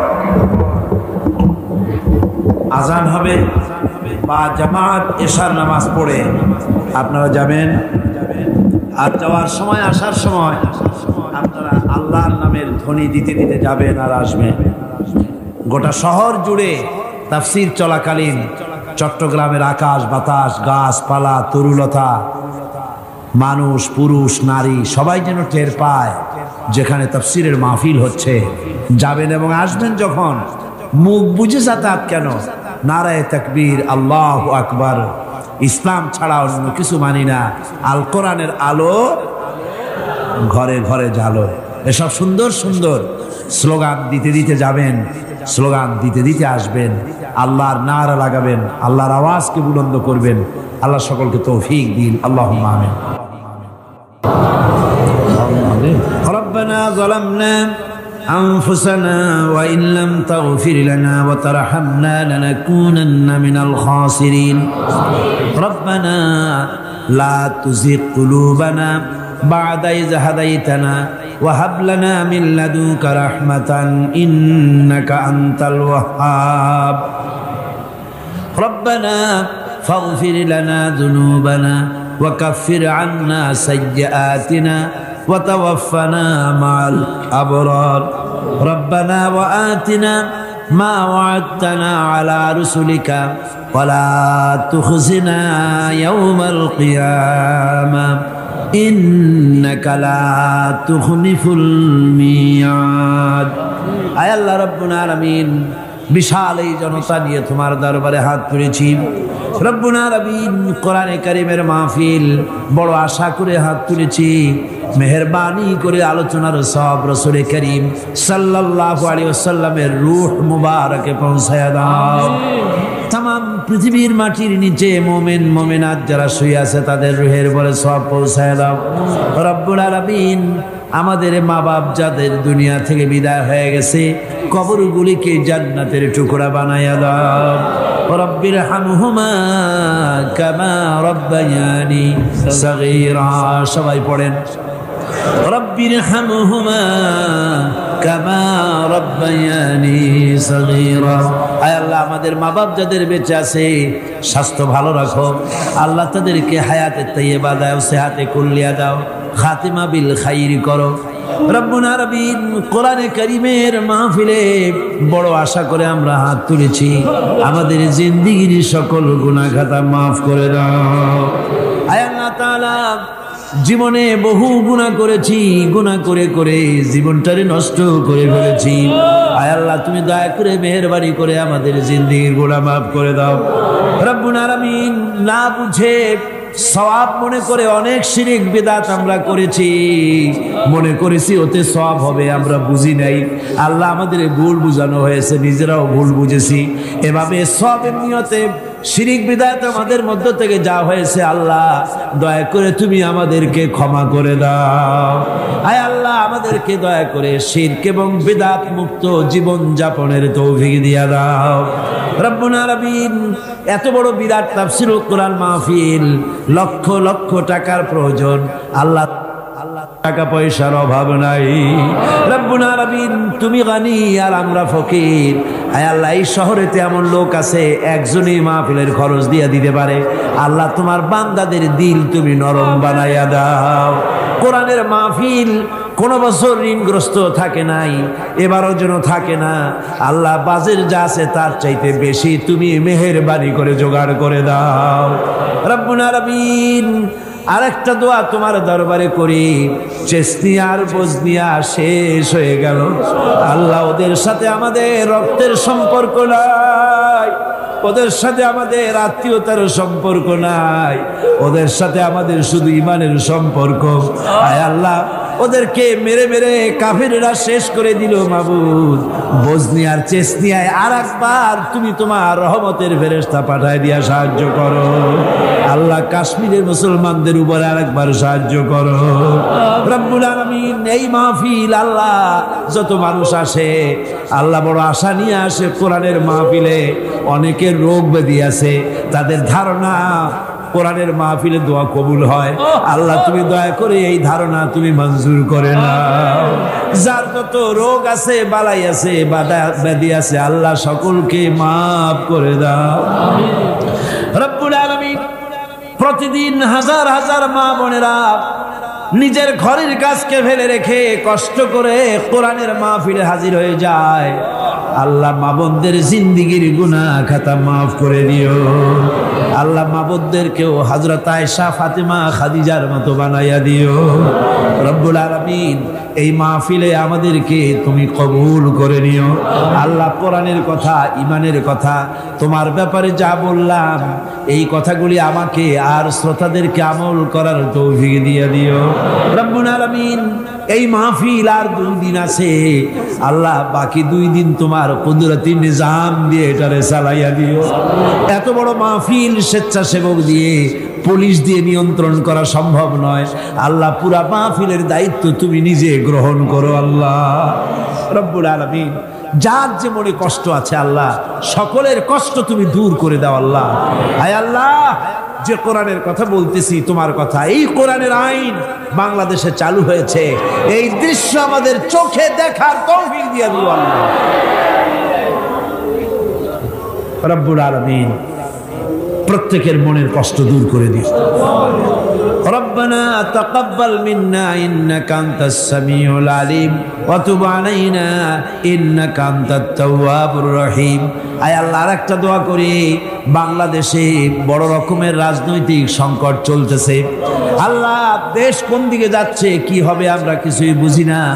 আল্লাহুম্মা লা তুসাল্লিত আলাইনা মান লা ইয়ারহামুনা, আল্লাহুম্মা লা তুসাল্লিত আলাইনা মান লা ইয়ারহামুনা আল্লাহুম্মা লা তুসাল্লিত আলাইনা মান লা ইয়ারহামুনা।